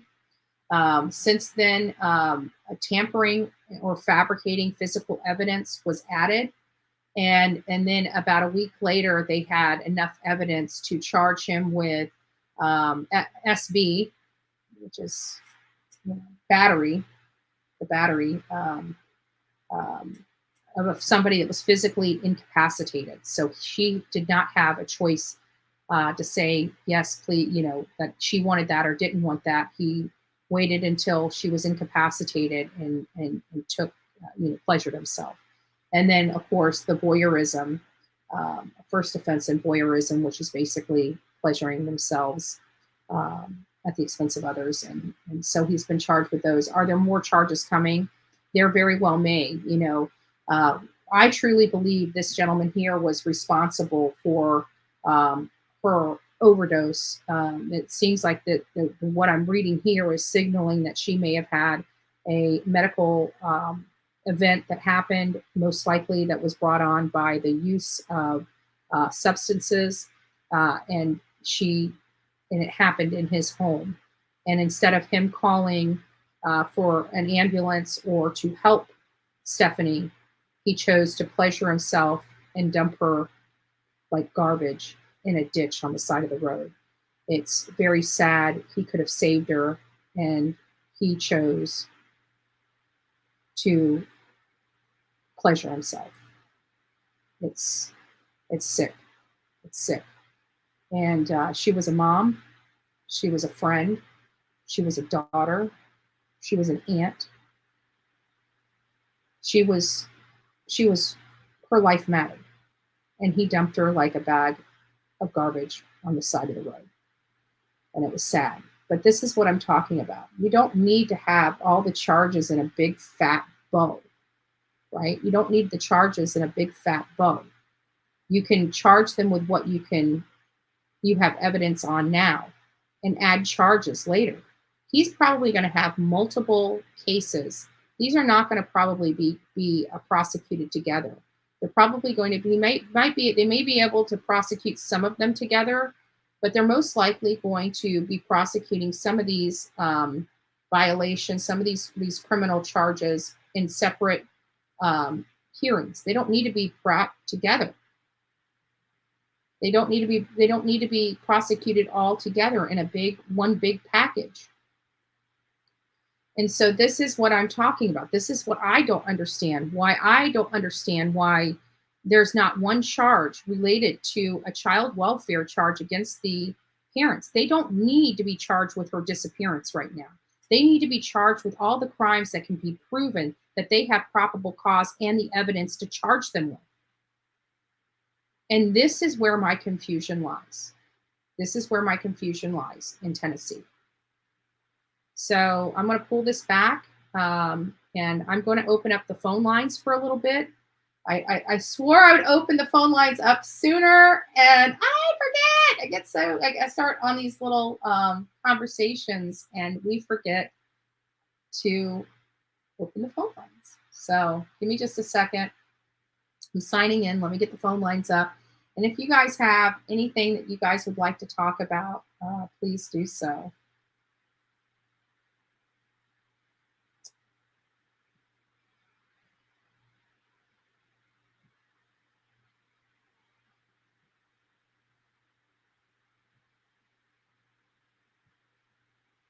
There is the call-in number. If you guys have any comments, you want to talk about this, you want to say it, we can always go back to funny stories. Like we had a blast last night in here. We truly had a blast last night in here. Oh, good morning, Stephanie. I see you.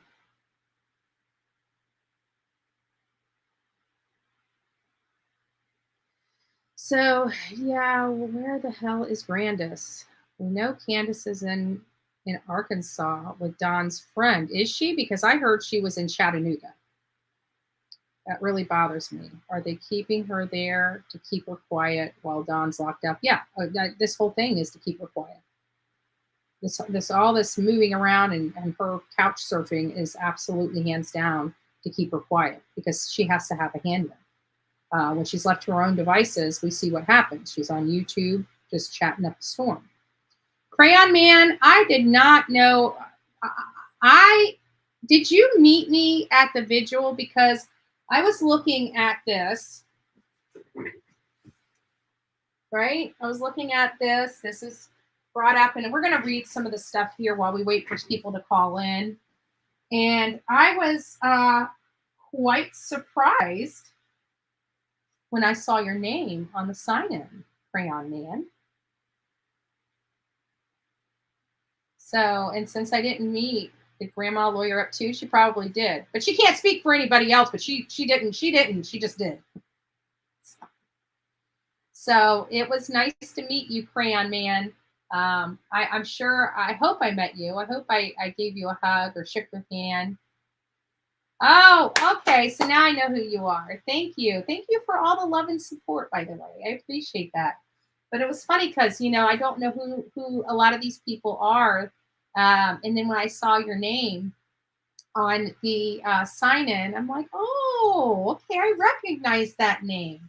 Now I get to put a face with a name. So it's nice to meet you. It's nice to see you, Crayon Man. I love it. I love it. So it says, we love Summer, beautiful girl, always praying for your return, always in our prayers and thoughts. We won't give up on you, Karen. That was sweet. That was sweet. Prayers for Summer. Do we know if we don't know for a fact? Subterranean. We don't know. We really don't. It's but I mean, I have to think something's going on here. She interjected a something we didn't hear, taking the nap. She kind of rocked the boat with that. She really did. Nobody heard about that. Prayers for Summer. I hope you're fine sooner. I hope you find closure soon. We will never forget you. We will find answers. Summer, you are so special to me. You will never know, but you don't worry. You will never be forgotten. Someday I will see you smiling. Sweet. Turtle Gang loves you. We will never forget you, Summer. That was from Suze. Oh, one of the kids put on here and said, hi, Summer. You can tell by the handwriting. It's cute. We love Summer, Bullhorn Betty. I love you and miss you every day. Love, Angel. Summer Moon, Utah Wells, you are in our hearts and you always will be. We won't stop until you're found. Gypsy Lullaby. That was really sweet, Gypsy. Thank you. Thank you. We love you, sweet baby. Summer Moon, Utah Wells. Summer, no one is giving up, baby girl. We want you home. Love, Samantha. Summer, I love you, sweet angel. Summer, I think about you every day. We will find you. Love you, B. Summer, baby, we miss you and want you home. Lord, hear our prayers. Kelly. We love you, Summer. May God bring you home soon. The Crypt Keeper haunts. The Crypt Keeper was awesome to meet, by the way. We love you and miss you and love. Come home safe. We love you, little girl. Jeff. So lots of great people that went out there for Summer, and just beautiful. This is Betty. Hey, Steph Hammond. Hey, how are you doing, Steph? Pretty good. Just getting up late today. I was up early. I know. I've seen that. I'm like, whoa, you're up early. I'm up late. What is going on today? So what's shaking, Bacon? Well, I thought I'd call because nobody's calling. Yeah. Thought I'd get the ball rolling for them. Yeah. Usually it takes one person to call, and then everybody starts piling in after that. Yep. So, I'm going to tell you right now, like, this is a little bit off your subject today. I don't know if that's okay, but I'm going to tell you right now, Ernie Shell and that whole thing yesterday really freaked me out. Like, watching him get tased like that really freaked me out. Hello? It was sad. It was sad for I've never seen anything like that in my life. Neither have I. I was I'm like trying to hold back from crying right now. Like it broke my heart, and I can't express enough. It was sad, and I never ever want to see that again, ever. No. Like people say I had a meltdown over that memorial with Summer Wells, and I wasn't a meltdown. I was just ticked off. I couldn't believe that somebody would do that to her after she's had so much taken from her. No, you were angry. I was pissed. And this thing I watched yesterday, if I ever see that again, ever, I don't care if it's my worst enemy. If I ever see anybody push somebody so hard, I'm going to come unglued. They will see a Bullhorn Betty meltdown. I will be livid. I mean, livid, because that was so unnecessary, and people helped do that, period. Yes, I believe that too. I mean, granted, I think that part of it was his own demise, but it wouldn't have became to that point without all the extra stuff. Yeah, I believe. And you know what's scary though? What brought it up for me yesterday? Like a couple of years ago, here where I live, in Michigan, like lower Michigan, we had this kid, and I don't know if he was mentally ill or he had some mentally ill issues. I'm not real sure what happened, but I know that like somebody had called the cops on him about, I think, a dog at large or something. Gotcha. So the police had went out there, and the guy didn't answer the door. Well, the dog came barreling out the door, and I guess the younger cop got scared and he shot the dog. Well, this kid who is mentally ill, I believe, I don't remember the whole backstory, but I guess the kid had a knife, and the kid rushed the cop. I feel at that point that the police turned around and shot the guy. The kid was only, well, I mean, he wasn't a kid, but he was like 30-something years old, and he shot the kid. Now, that was a point where a taser gun should have been used, and the guy used his gun instead.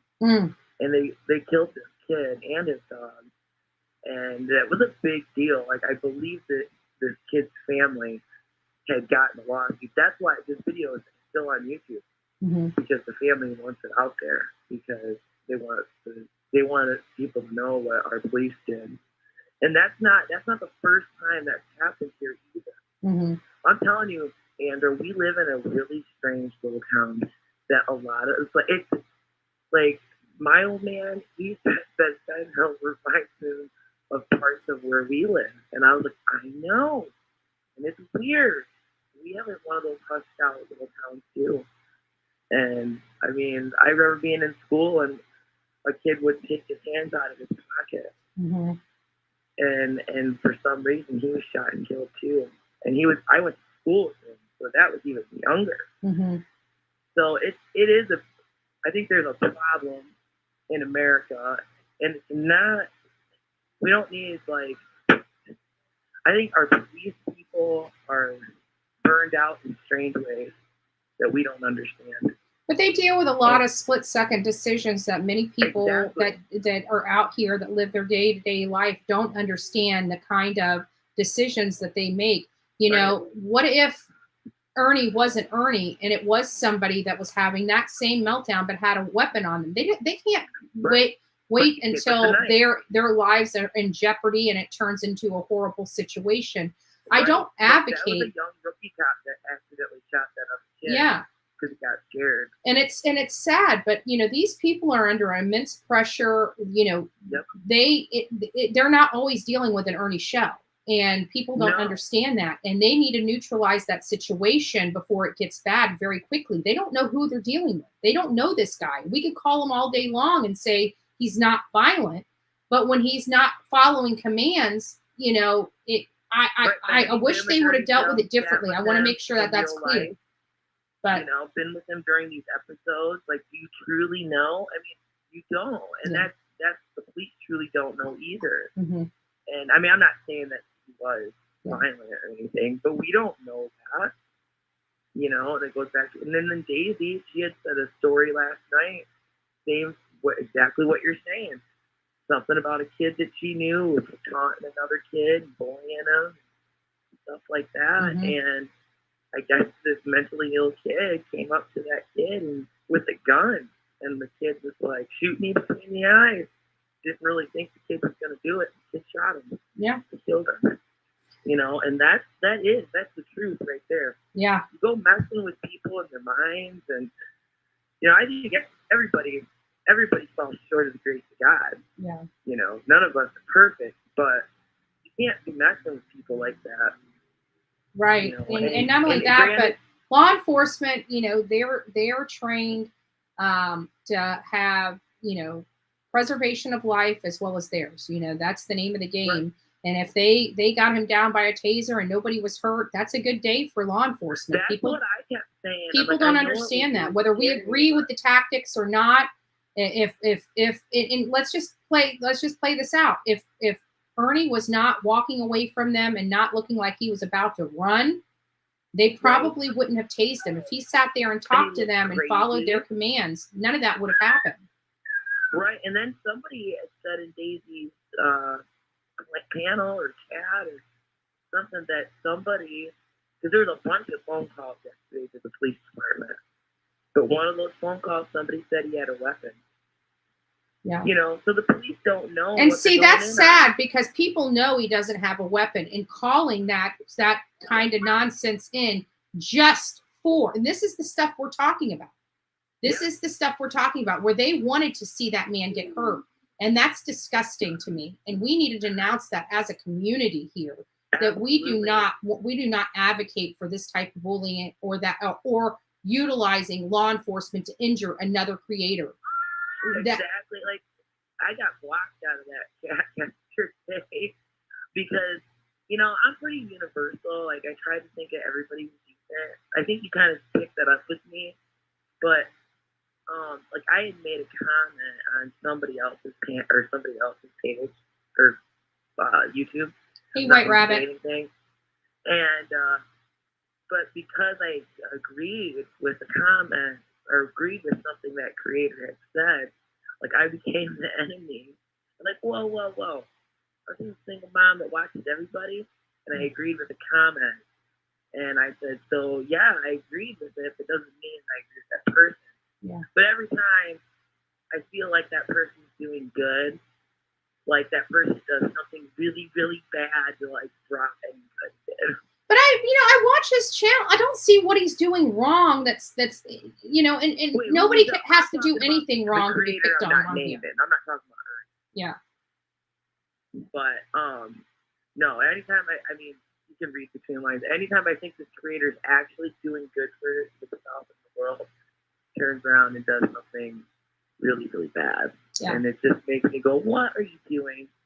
But no, back to the police thing. I just think our police, I know we have all this, police reform and, unfund the police. I don't believe that. Mm-hmm. But I do believe we do need some type of reform.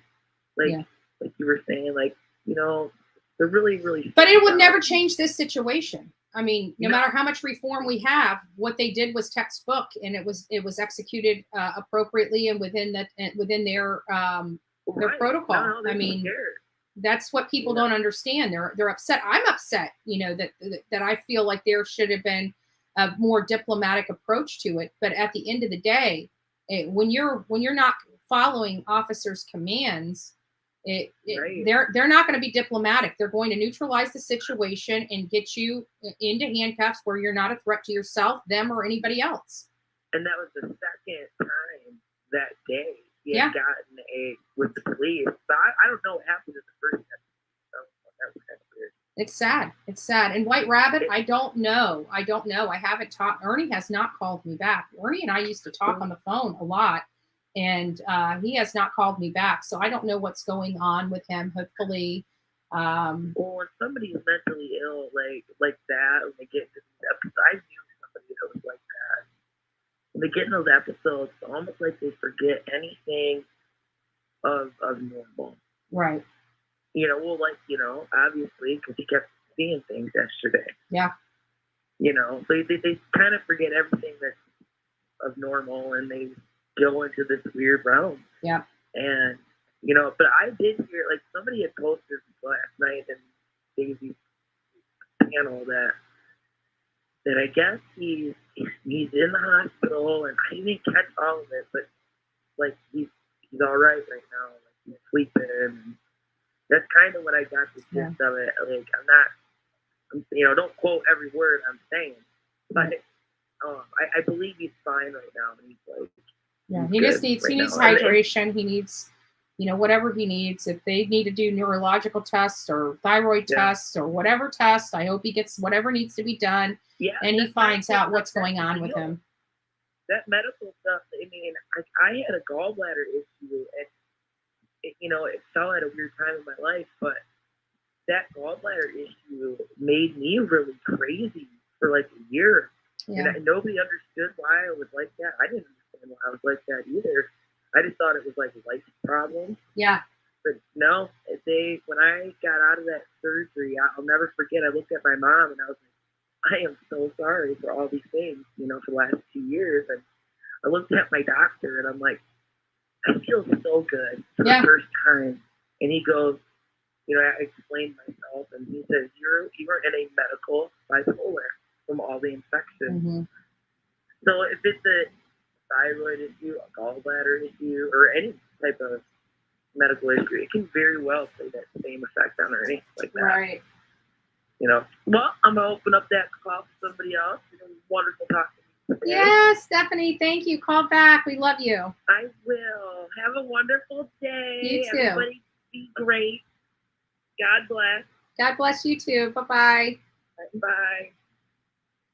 So, yeah, this whole thing with Ernie, I have to be honest with you, has really rocked the boat for many people on YouTube. This is just too much. It really is. It's just too much. A big shout out to Ernie. I hope he gets better. I hope he feels better. I hope he's back to Ernie soon. We want our Ernie back.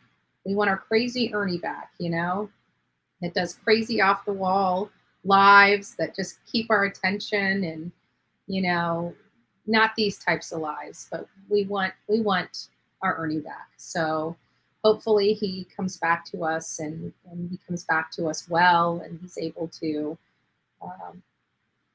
keep his audience up to date on stuff. I mean, I think the guy's a good guy. He's been pushed. He's been pushed, and he's been pushed by people here on YouTube. And I hope, I don't know. I just want him to be back to Ernie, I want him to be back to Ernie. So we're going to pray for Ernie. Guys, throw some prayer hands up in the chat for Ernie today. We just want to give him a bunch of love and support from this channel with whatever he's going through. We just want him better. And that's at the end of the day, we want him better. There's no anything else we can say. Do you know when TBI is going to close the case? Oh, good Lord, no. They have, in order for this case to be closed, they have to bring it to fruition. They have to, until somebody is tried or someone's found safe, and this case is not being closed. It'll go cold before it's closed. Yes, thank you guys. Thank you. This big dysfunctional family, and we need everybody healthy. Yeah, that is the truth. Oh my gosh, that's the truth. That is the truth. So we just want good vibes for Ernie. We want good vibes for Ernie. We want him, you know, to really have the love and support from the channels, you know, even the hate channels. Give him a flipping break, folks. Stop it. Just stop. You know, we don't want to ever see that. You wouldn't want to see your family member or your friend go through that. Quit putting that man through it. Seriously, just stop. Just stop. It's done. Okay, you guys got your laughs.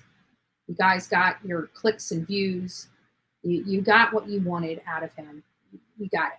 Okay, you achieved what you were out to achieve. Now it's time to leave him alone. It really is. It's time to leave him the hell alone. I don't get along with him all that much, but I care about him. You know, it's being human, just like you. And even though you don't like him, you don't want him injured. It's just that it's you know, humanity. You know, you don't have to like someone not to want them injured. But these people, some of these people on YouTube think that this is a joke.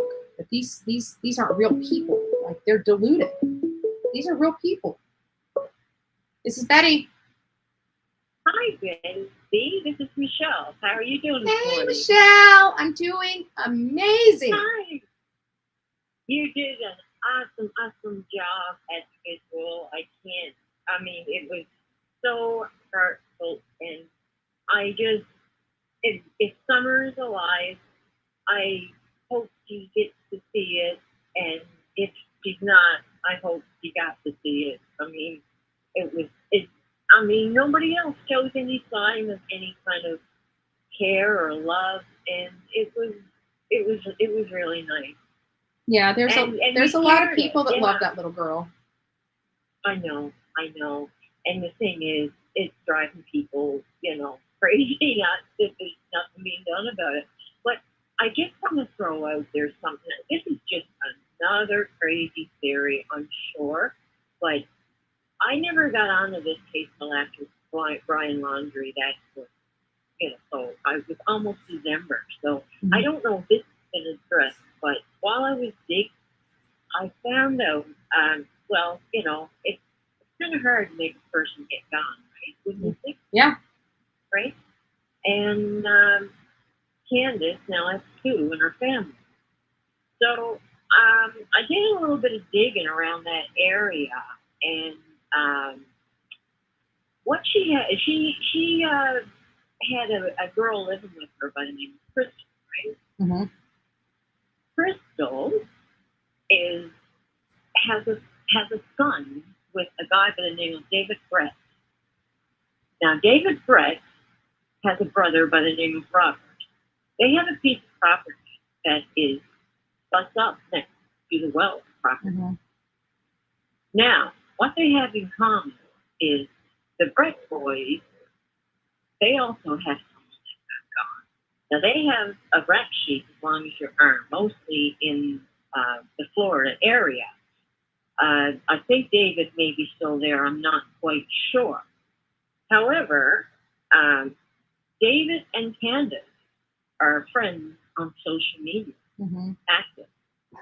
And they have... And what's David's last name? Just curious. Brett, B-R-E-T-T. Okay. Brett. Robert, I believe, is still on the property. Okay. Next door. Mm-hmm.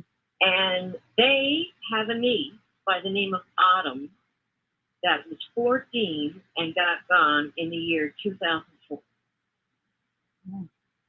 Now, another thing to throw into the mix that really got me looking into this family is everyone was wondering who was this woman that had been living with the Wells. And the other thing is, one of Summer's footprints was found on the brick. Yeah, but that's been speculated footprint because has it? Yeah, it's speculative because it was only posted in a Facebook chat. It was never acknowledged or by law enforcement. And there was only one print, which makes you wonder if it was an older print. And here's why, because obviously you can't walk with one foot. and there was not the other second impression. So it is possible, just possible, my opinion, not fact. I don't want to be taken as fact, but just in my mind process, it's telling me that the footprint was old, and why one was there is because one foot sunk down in the dirt far, further than the other one, and over time the other one disappeared, and that one that was deeper in remained. Yeah, that's what I honestly believe may have happened. Yeah, one of the theories I thought maybe she might have been on a dirt bike or something. Like I figured she was all over the hall. Yeah. Right. So that was my justification, because I never heard anybody going with that theory. So, but there was on Ziggy's channel came out. I don't know if I'm mentioning anybody. It was a tape of a guy that was talking to an ex officer that worked at Hawk, and they're going with the same theory that right from the beginning, that that Candace knows everything. They figure Don now knows everything. Yeah, but they just I think Don nailed them. I think Don knew something when he started taking over speaking to the media, because he wanted to remove his wife from the situation. He wanted to make sure that she wasn't the one speaking. So if he made mistakes, it was on him, not her, and he was supposedly not there. There's a lot of things that I believe that really kind of, there was just a lot of weirdness with it, and why, if Don wasn't there, why he keeps speaking as if he was, and having to go back and correct statements he made, trying to state that he wasn't there. And then, of course, the boys are supposed to be to work with him, but they were home. There was a call about some guy fiddling with the kids on the mountain, but how would he know if he wasn't there? The children don't have cell phones at the house when they're left there, because mom and dad have the cell phones and both of them are gone. There's just a lot of weirdness, a lot of things that just don't, in my mind, make sense. None of it. It's like there's so much craziness and all of this stuff coming out. It's like, it makes you wonder who's putting it out there, and now they're getting upset. So they're probably going to be arrested. Yeah. But no, it's disturbing. But from what I can gather, what I've been hearing is, right from the crazy stories right on up. You don't want to think about it, but it's just, I don't know why they haven't made some sort of arrest regarding anything. Right. And anything. Yeah, and that's the street. That is our other children. Yeah, that is my biggest concern. It was never wanting the prosecution for the disappearance. I knew that the disappearance into Summer Wells was going to take some significant time, a long time, and so I'm always about the low hanging fruit. What can you charge these people with? What violations of law have they committed now that's within the statutes of limitations that you can bring forward and actually prosecute? Because this idea that we have to have all these charges in one big bow sent to the prosecution, you don't. And I just proved it. Julie, when something else happens, if something else, if that were a man done that to a young girl, I wonder, would it be the same? Right. Well, we don't play here in Florida. You have houses like that you're making your children live with cockroaches and mites and all this other stuff in your home, and your home is that nasty. Yeah. You go to jail. There's so much you can get them on. You go to jail. I don't think for one second they were going to close the case. Yeah. I figured by now they would have a couple of child welfare charges for the crimes they perpetrated upon all their children. I expected that by now. The kids. Yeah. And they took the children out of the house. For no reason. But we don't know what the reason was. We will never know the reason of why they took the children out of the house, because Don knows that we will never know. We only have to rely on what he says. And he says it was a dangerous situation. And he tried to say it's a dangerous situation because of YouTubers. Now, mind you, I wasn't in this case or involved in this case in July when those boys were taken. So this is something people can't blame Bullhorn Betty on, or anybody on our team, No. So I just want to make sure that's clear. But, well, you know what I heard about that? And this is, I don't know, it was the uppers or the people that were up on the hill were with them initially. he went on a drug run, and Candace was upset. Yeah. And she called and turned them in, and they done a drug test on her too. Yeah. And they took the kids. Yeah. That's what I heard. So they probably did, because they anyway. we know that they've been on a lot of different substances that they're not supposed to be on, including, and it just compounds the issue with the alcohol to boot, and the fact that they're both violent people. Well, you gotta pick. I don't know about you, but I mean, if you're gonna do cannabis, you can't mix it. You do one or the other, alcohol or cannabis. You mix the two, and it changes. I mean, it's like taking jelly beans. If you mix it with the wrong thing, it can be toxic. Yeah, right. You gotta be sensible. But anyways, I thought I would call in and thank you for such a beautiful, and all those haters. You know what? They're jealous. Never mind them, okay? We can tell who's nice and who's not. Yeah. Okay? And you're nice. Are you kidding me? I'm the most dangerous person on YouTube. Oh, yeah. You know what? I was like getting on you, Betty, because you named Bullhorn Betty. I thought, oh, shit, she's gonna be like the kill the hun, and you're not. People are they're knuckleheads. Anyway. They're ding-dongs. Pardon me? I said people are knuckleheads and ding-dongs. I know, aren't they? So, anyway, it's been great chatting with you. And, I'm calling from Canada. I love really our good. Canadians. Yeah. Send some cool weather this way. I'm burning up here in Florida. Go out there and blow the cool air this way. Well, we're not burning up here, buddy. I'll tell you. You never are. But you know what? You guys are freezing when we're not. So. No, well, you know what? We don't. Well, this is it. We don't get the sun, so we don't get it. We don't have the sun tan. We have the steak and bake here. Well, thanks for calling in. Call anytime. Thank you, and you have a wonderful day. You too. Take care. You too. God bless. Okay. Bye-bye. Bye. Wait. I love the people. I do. I mean, every time I talk to you guys, I have the biggest smile on my face. You guys make my day. You guys really, truly make my day. Can I explain how Summer? I can explain how Summer could leave one footprint. If you're on a scooter, you only use one to ride. 1 foot on the scooter and 1 foot on the ground to push it. Great. But that's on a different property. There was nothing about the tire impressions next to the footprint. They said they don't know how one footprint got there, according to all the reports that I read from the post on Facebook, which was not from law enforcement. It was from a neighbor. It was out of place, you know. Could it have been put there from her riding a motorcycle at some point in time? Yeah, it's possible. But, you know, the weight of that bike is much heavier than the weight of that child. So if there was a footprint there, there should have been some tread marks in and around or near that footprint.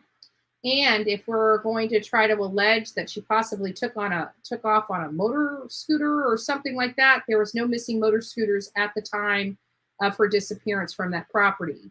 So yeah, it's possible. It's possible that exactly could have explained that. And it could still have been an old footprint from an older time in the past where she rode, and why the tread pattern, as well as maybe a second footprint, was not present at the time.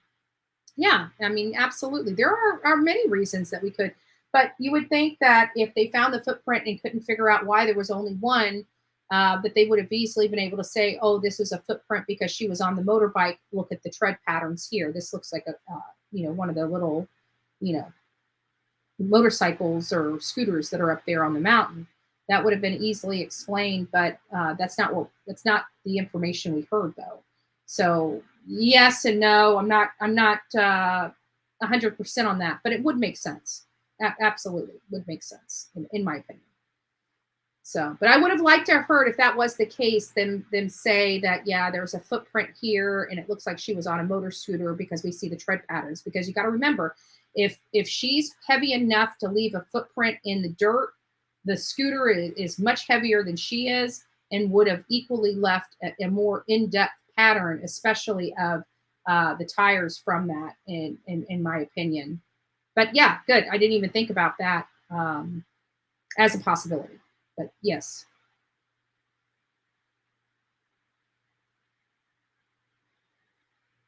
Yeah, Dawn. Yeah, I see all these people's opinions in here.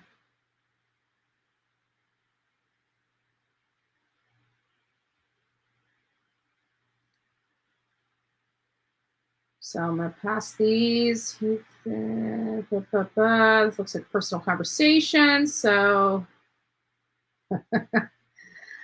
truth apparatus. Yes, I I saw your, yeah. I don't know if Don drove a motorcycle or not. Be honest with you, I never heard that before. It's possible, I guess. The boys drove dirt bikes, and you'd have to have somebody that knows how to ride a dirt bike to teach the boys how to ride the dirt bike. So yeah, it's possible, but I did not see a motorcycle of any, outside of the kids' dirt bikes. I did not see any type of motorcycle for a grown man to ride.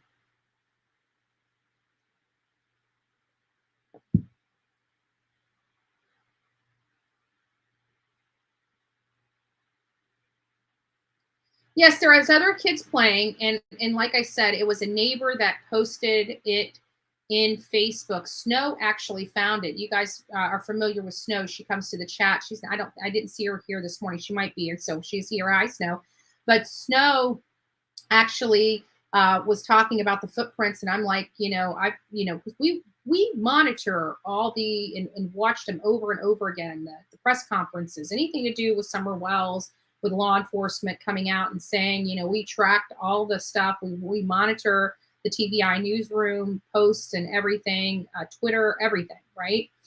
And we couldn't figure out where this footprint came from. Everybody's talking about this footprint here and this footprint there, and it's a constant argument in here with a few people saying, but there is a footprint. And I'm like, but they have come out publicly and said there's no evidence of an abduction. And I would think a footprint would be at least an evidence that she wandered off, conclusive evidence that she either wandered off or was abducted, and they have not come forward to state that.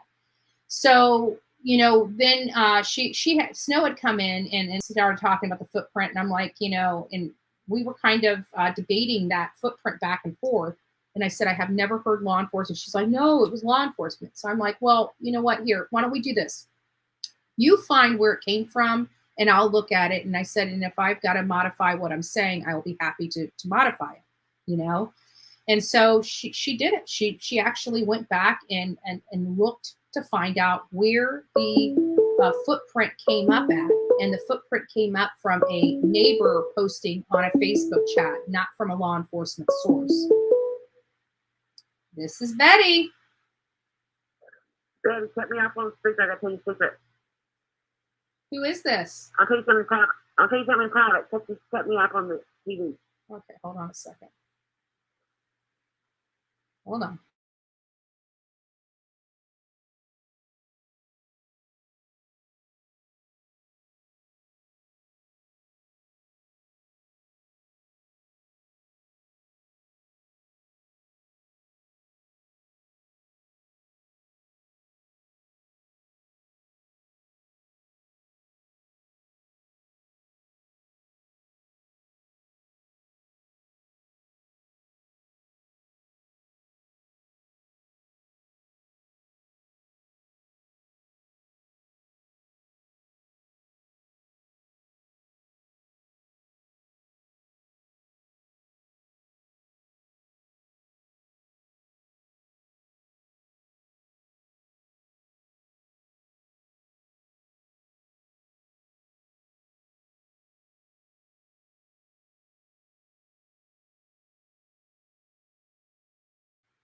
Sorry about that.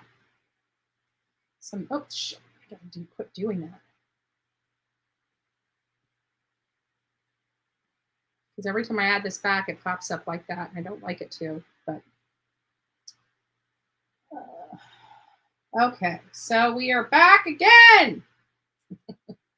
Maybe I just need to have it off and let it run just through my computer, because it should be loud enough that you guys can hear it through the computer. Might have to do that.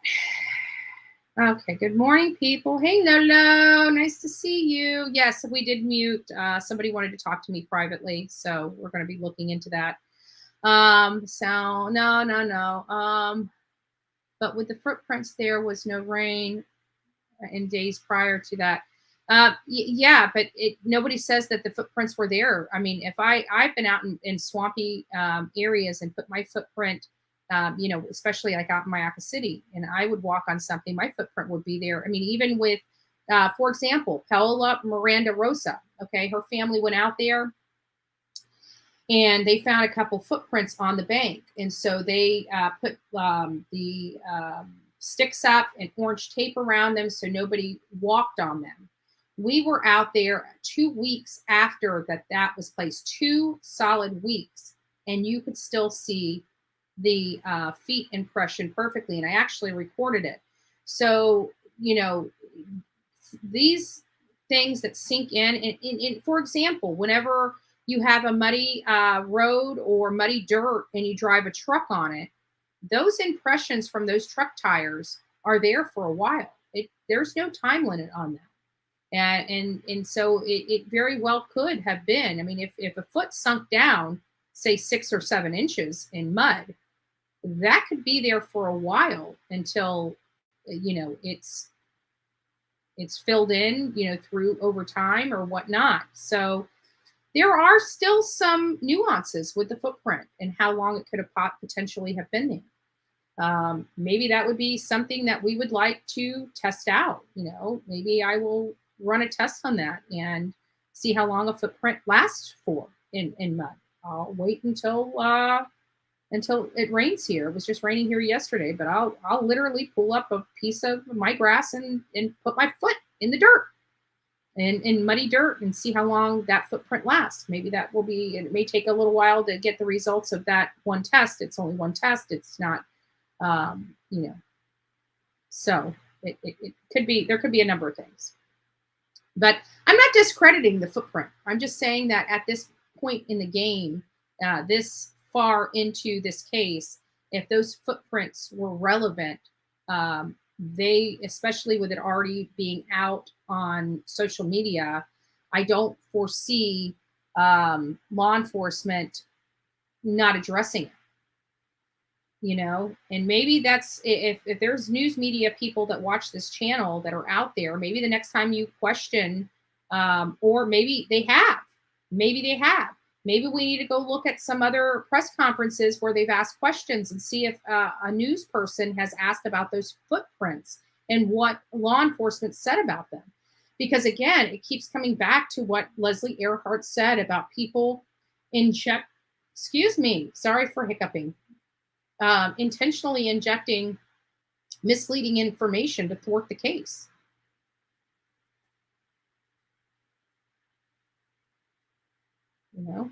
And if people are doing that, it's sad. We don't want people thwarting a criminal investigation into a baby. Somebody's asking, is it true that Summerwell doesn't have a birth certificate? I can't imagine she doesn't have a birth certificate. If she was registered for school and has gone to a doctor, I'm pretty sure she probably does have a birth certificate. But again, I don't know. It's possible. It's possible she didn't. We don't know. No, I don't think anybody's ever asked. And if anybody's saying that she doesn't have one, may not be a reliable source. They may be speculating, because I don't think anybody could get that information unless somebody told them that was like Candace or Don. And it's definitely not something that we can, get. It's private. It's not a public document. At least to the best of my knowledge, it's not a public document. So, and the only person that could acquire that would be a family member. Oh, I believe it. I believe it. Those boys don't learn how to drive dirt bikes without somebody teaching them. Got a dirt bike in the shed. Gotcha. Yeah, it's sad. We can agree it's sad. Hey, Eve, hope all is well with you. I'm so happy that you're in the chat, though. That was a pain in the ass, but we got you here. We got you here.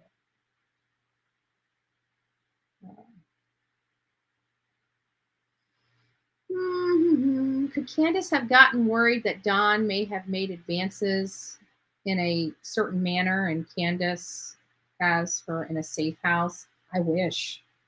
I wish. I wish. But I don't think Candace is that good of a mother.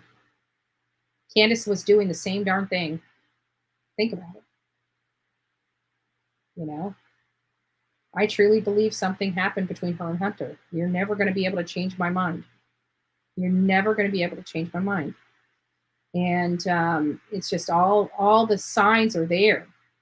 And so I just think this was a despicable family that preyed on children, no matter what side of the family they came from. They're not good people, in my opinion. Not good people.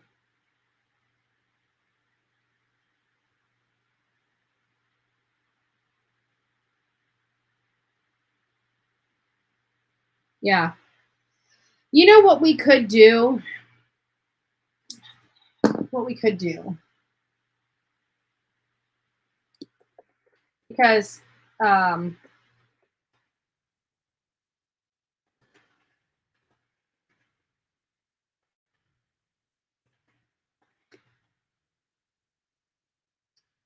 this is what we could do. If people are sick and tired of this going on,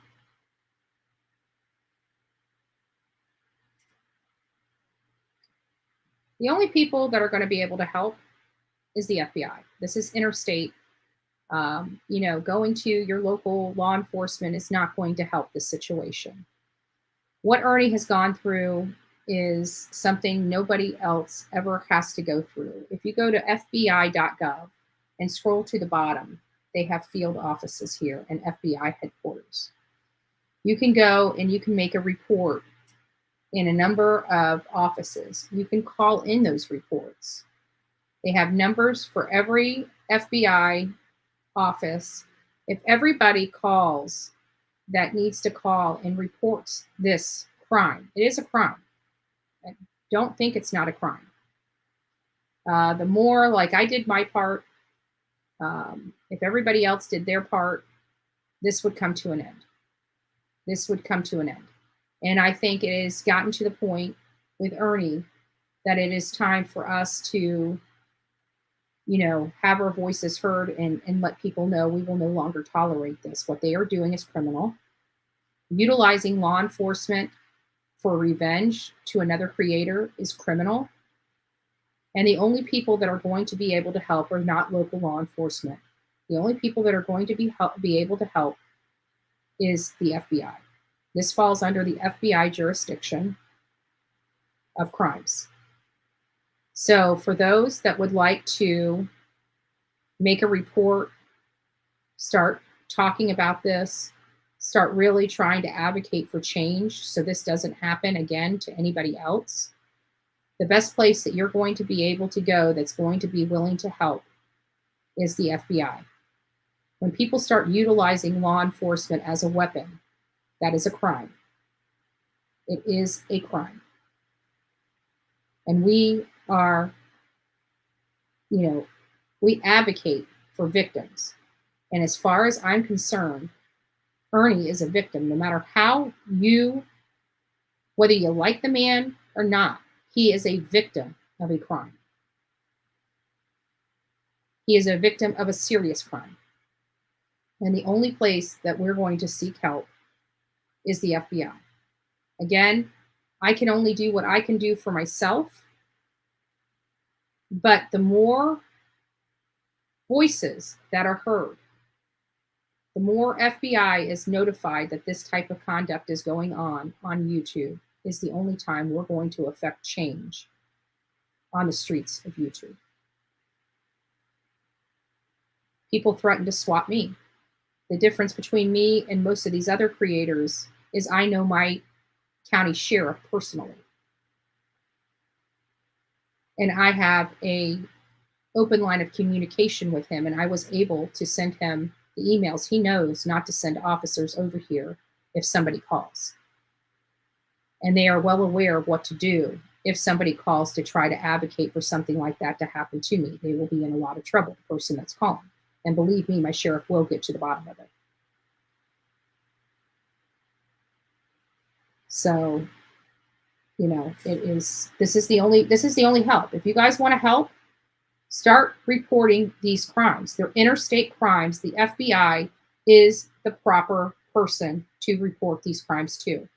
If people from Texas are calling officers in Tennessee or in Georgia, that is an interstate communication. The only place that can give and provide help to that crime is the FBI. And the defining aspect of that is the fact that it's interstate. That means it's from state to state. If Ernie was in Texas and the harassment was happening in Texas, that would be a Texas issue. But that's not the case. You've got people all over the country calling law enforcement on Ernie in different states and causing these things. This is the only way we are going to affect change, is letting the FBI know, and letting the FBI know in a large volume. That is the only thing that's going to make them stop what they're doing and start paying attention to what's going on, the criminal conduct going on YouTube. So again, if you guys would like to go there, it's fbi.gov/contact-us, contact us, /field-offices, plural. Find your local FBI and fill out a complaint.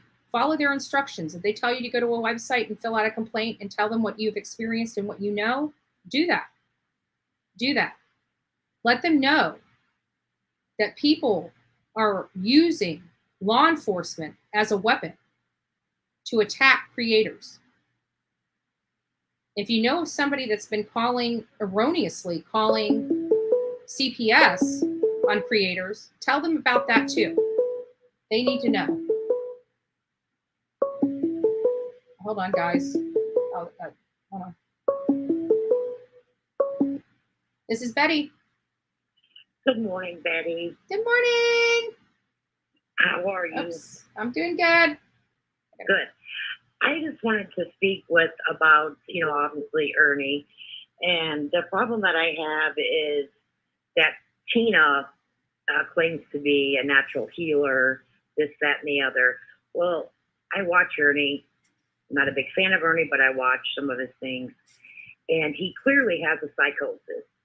I've worked with mentally ill patients for over 25 years. She claims to have this experience that she self-proclaimed for a long period of time. Well, he has always expressed this grandioso of his experience in different areas. And that is part of the psychosis. Mm-hmm. And she has encouraged this with no real information on what he has accomplished. It's a lot of this, that, and the other, saying that this is what they've done, but there's no proof behind it. So she feeds into it a lot. So with her claiming to have worked with stars and this and that, she encourages his psychosis to a level, like in the van situation. So I wonder how people are feeling about Tina and how she's encouraging Ernie to continue whenever he gets on in the psychosis episode. Like she was clearly in the back yesterday in the screen, in the back of the channel and she popped up at the end. So I don't understand how she can continue to encourage him when she has. I personally think he needs to follow the direction of medical advice, his medical doctors. I think at this point, if she's trying to help and she's coming from a place of good, that's fine. But at this point, with watching what was transpiring, I think everybody needs to step back and allow Ernie to follow proper medical advice. Whatever that medical advice is, he needs to do it. and people need to support him doing that. That's my opinion. You know, I understand people don't like big pharma. They don't like medication, but I'm sorry. There are some medication that is absolutely hands down necessary, whether people want to believe it or not. And if his doctor is telling him he needs to be on medication, she's doing him a disservice if she's telling him not to take it. And this will continue to happen. But I hope he follows the medical doctor's advice and gets the help he needs. And I hope everybody in the community supports whatever that is. I agree. I think that, you know, he should take the medical advice, and the YouTube creators in the community should support Ernie instead of, you know, there are particular YouTubers that stream his stream and just go in on him like for hours. And I just don't understand the purpose. And they are the cause of this. And you know what? And I'm sorry, but if the people out there, I got 400 people in this chat right now. If you guys are supporting the people that are doing this to this man, you know, you need to look at yourself and just decide for yourself if you truly want to support that kind of conduct. And if you do not, unsubscribe and leave those channels alone. Don't even go to watch and see what's behind the curtain. We can no longer, as a community, in my opinion, can no longer support the ugly in this community. And what they did to Ernie was short of disgusting and despicable. And anybody that was involved in that type of bullying and constant harassment should not only be ashamed of themselves, in my opinion, should be fully deplatformed off this YouTube and not be on here. I'm sorry, I do not advocate for that. What I saw yesterday was heartbreaking. It was heartbreaking to many, even White Rabbit's on here. She doesn't really care for Ernie, and her heart is broken because of what he went through yesterday. And that's the sentiments across many channels. Anybody with a little compassion and humanity can say that that is wrong, and we will not sit there and support this nonsense. I agree. I live in the Chicagoland area, and I was out, and I was listening while I was shopping, and I had to stop. And whenever it happened, I'm like, oh my gosh, I thought that they were going to shoot him. And if they were, I'm telling you, you guys, if anything, even creators, I can't stand. I can't stand, don't like. I would never want any harm to come to them. I don't want them having a mental break. I don't want them being shot or injured or hurt. I don't want their children taken away. You know, I don't play those games. And for the people that think this is funny, you're probably part of the problem. Right, and it almost makes me, I enjoy YouTube, I do, but it almost makes me not even want to watch anything anymore, because I feel a little bad because I watch Ernie, you know, and I was like, Ernie, if I didn't watch you, then maybe this wouldn't go to this magnitude. And I feel a little bit guilty today because I did watch it, and I haven't encouraged the bullying by no means, but in the beginning, I'm like, boy, this guy really needs some help here. You know, when it was entertaining. And now I'm like, you know what, this went too far. This has went way too far, and people need to be held accountable for keep bullying him, and to a point of him, he's literally broke. He snapped. And people they simply don't care. They're doing it for clicks. They're doing it for super chats, whatever the heck they are getting out of it. And it's disgusting. And I'm not sure why YouTube doesn't have a clause, and something needs to be done. They're not enforcing it. They have a clause because you're not even supposed to be dogging other creators. I mean, according to their rules and terms of service, I read them. You're supposed to be respectful to all creators on this platform. And clearly that is not happening.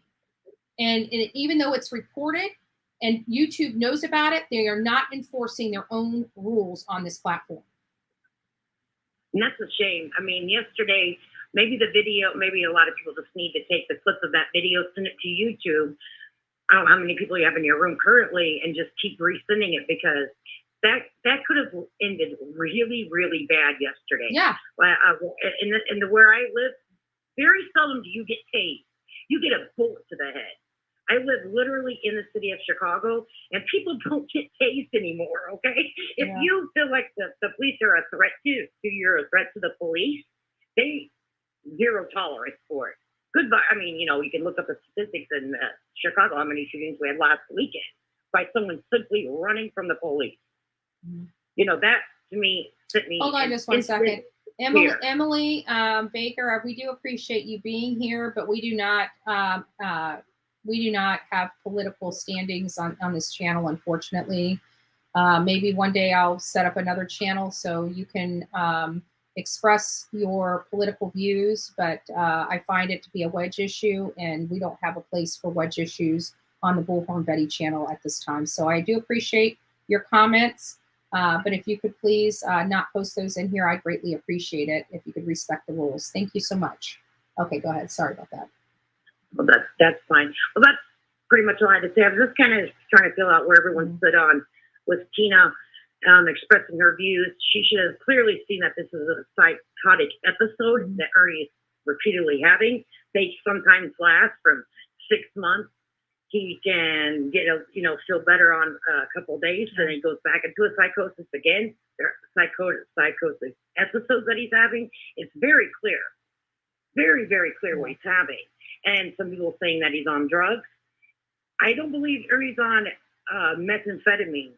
He may be on something else. You know what? I've had too many people that have come, because when he had one of his first things and he went to jail and he was acting erratic, he said he was dehydrated and had some sugar issues, and that's what he told me. And I kind of backed away from him, but everybody has assured me that this is not a drug thing for him. And then they started explaining his PTSD. And then with his hallucinations and stuff like that, I was asking a very specific question in the chat, and people said, yes, he has been diagnosed, but he's not taking any medication for anything. And that's the one thing I think that needs to have medication for. But again, I don't know his medical history. I'm going off of hearsay for his medical history. I'm going off of hearsay for what may have transpired. It's all hearsay. We don't know. We're not him. We're not dealing with his medical doctors. And, like somebody had said here, he has been away from, I guess her name's Tina and Xander for several months. So, even though she, it sounds like she does care about him and his health, but I just hope that she does respect, especially, all natural people seriously believe in all natural. And I just hope, for the sake of her friend, she, at least advocates for what his doctors are saying, because at this point, if the doctor tells him he needs to be on a medication, he needs to be on that medication. And I hope people don't try to talk him out of that. I just want him better. And I want Ernie Shell, his personality back on YouTube, whether we like him or hate him. He deserves to be here. He doesn't deserve to be treated like this. He doesn't deserve to be squeezed out because people don't like the way he talks or what he says. That's not their choice. It's not my choice. Well, thanks for taking my call, Betty, and I hope you have a blessed day. Yes, you too. You too, love bug. Thank you. Thank you. Bye-bye. Bye-bye. So great conversation here this morning. It sounds like a lot of good people really are concerned about Ernie, even people that don't really care for his commentary. Nobody wants to see somebody injured or hurt, and that got real. That got real. He could have been killed yesterday by those law enforcement officers because of people on YouTube lying and saying he has a weapon on him when he did not. And I just can't condemn that kind of behavior enough. I can't condemn it enough. But again, we talk on this channel a lot about, our personal responsibility. I can't control you. You can't control me. But what you can control is yourself. And what I can control is myself. And we need to dig deep inside of ourselves to find out what kind of person we are and what kind of people we would like to support on this platform. And it is up to each and every one of you to decide for yourself whether you're going to continue to support bullies on this platform. It's your choice. It's your choice. It's in your hands. I'm not going to, call you out if you choose to support a bully channel. or a bully creator, I'm not going to call you out on that because you have to make the decisions for yourself. I have no control over the decisions you make. Me personally, refuse to do it. Even when people send, like Baby Gap, they send me a link to his channel. He's talking mad crap, cash crap. I won't even click on it because I refuse to give him that 1 cent of ad revenue by me clicking on that link. Because when I go to somebody's page and I support that page, I support people that I care about, people that are doing good, whether I agree with them or not, that are doing good. I will watch. I will pay. I will have that ad revenue go to them. If I don't like you and don't respect you, I'm not even going to look. I won't even click the link. I won't. I'll read the thumbnail and read the title.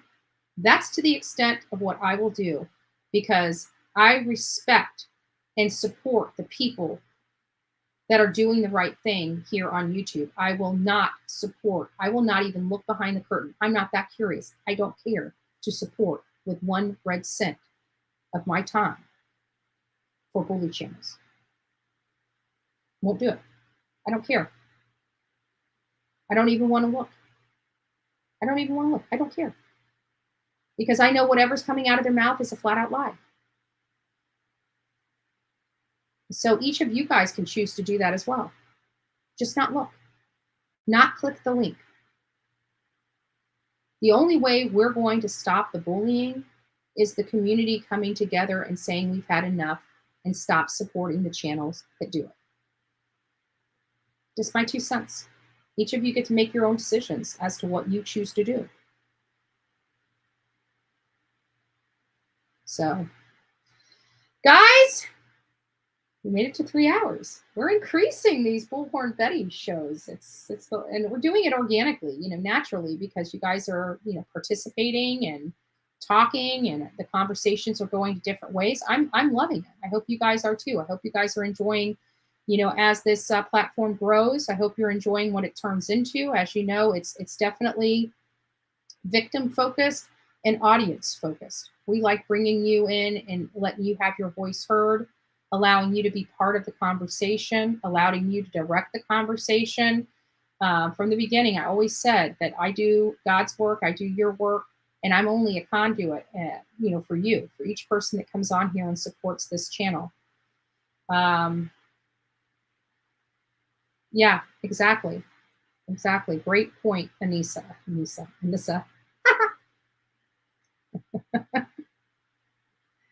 Bad habits. Anissa. Say it enough time and I'll remember it, right? And it wasn't that they thought you were me or my niece or family member of mine, and I can't even see her name. That's another, the people just if they think it, they believe it, even whether it has no truth whatsoever. Never laid eyes on this beautiful woman in my life. Never laid eyes on her. Never met her personally. Nothing. She is not my family member. She feels like family. But she's not. So, yep. And guys, don't forget to hit the thumbs up button. It is free to tell me thank you. We love all the support that we get. We want to shake that algorithm because we know if the good doesn't come out, the bad will. And we're going to keep advocating for good. We're going to keep advocating for reality, not delusions. We are going to keep advocating for humanity, not bullying. And if you like those, those traits, stay here. Keep supporting this channel. We work hard. This is Betty. Miss Betty, this is Dark Horse. I just wanted to kind of, maybe a little off topic. I just wanted to tell you what an amazing job that you're doing and how proud of you that I am and to be a part of your community. You have just turned everything around and are such a positive influence in this case. Aww. And I just want to tell you, I appreciate you. Thank you. I love you guys too. You guys make my day. You guys make me, I come in here. And you're so pretty today. Oh, thank you. I appreciate it. A little bit of makeup. No problem. I just wanted to tell you that, and just you have a blessed day. You Thank you for all too. do. You too. Happy Tuesday, and God bless you. You as well. Bye-bye. Bye. You know, I wake up in the morning and I'm dragging butt, you know, and then I come in here, and by the time I leave, I have this huge smile on my face. I feel refreshed. I feel renewed. I feel like I can rock the rest of the day out. And you guys do that to me. You guys do that to me. You guys just make my day. And I feel like this chat is becoming one of the most positive and best chats. You know, I know there's a lot of good creators like Crime, Lies, and Lines and Lies. She has a really good chat. You know, a great group of people. White Rabbit, her people in her chat are really nice and sweet.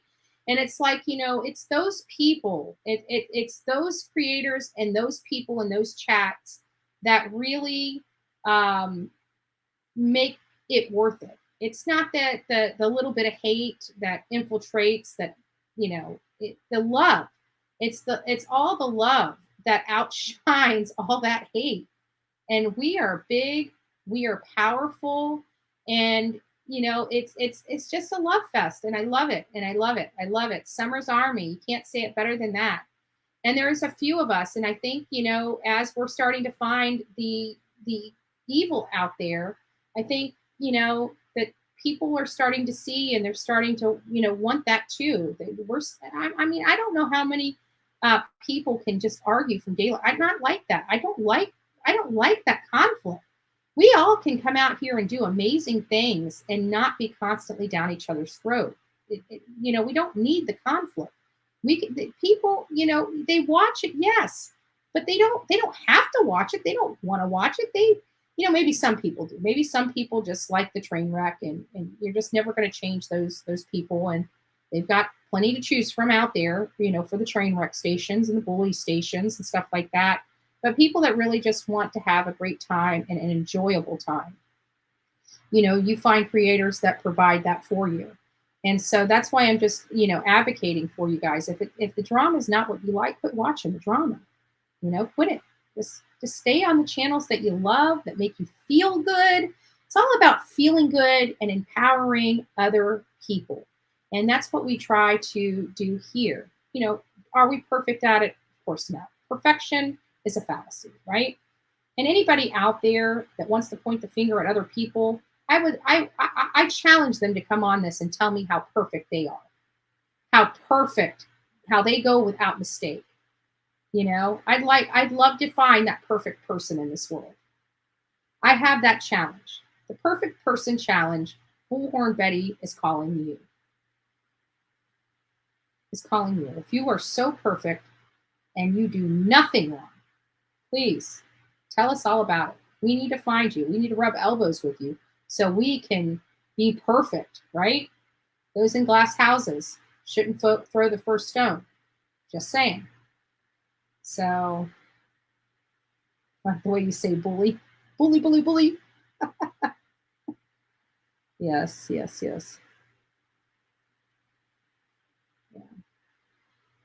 I'm in tears. I didn't want to believe she could do it. I guess I kind of walked in. When you first, let's see what to say. When you first came to YouTube, I knew you would rock it.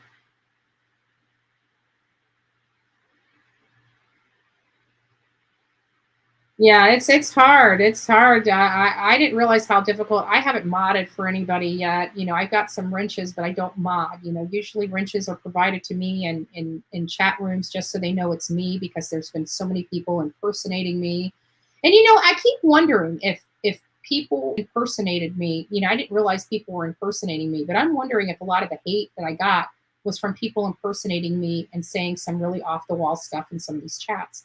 I'm wondering if I'm getting hate because of a troll.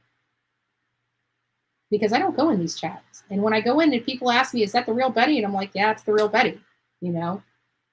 And people, it's sad that I have to do that, but, you know, creators are getting wise, and they know I'm not with all that game, you know, trying to delete people. No, I don't play that, you know. It is strictly so they know who I am.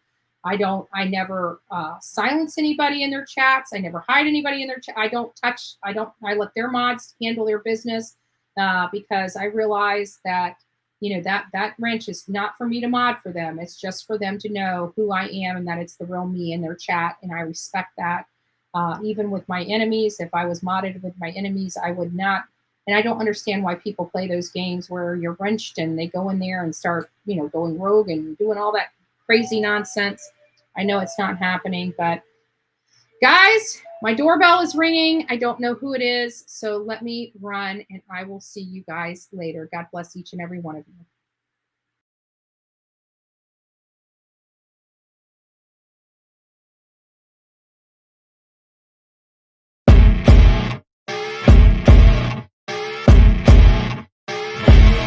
As you wake up in the morning, you want to find the latest, greatest information about criminal cases and have an intuitive conversation about the suspects associated with these cases.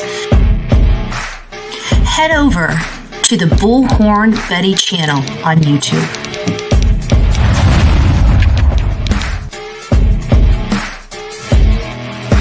Get breaking news right here on the Bullhorn Betty channel. Welcome to the Bullhorn Betty Coffee Club. Enjoy your stay and enjoy your day.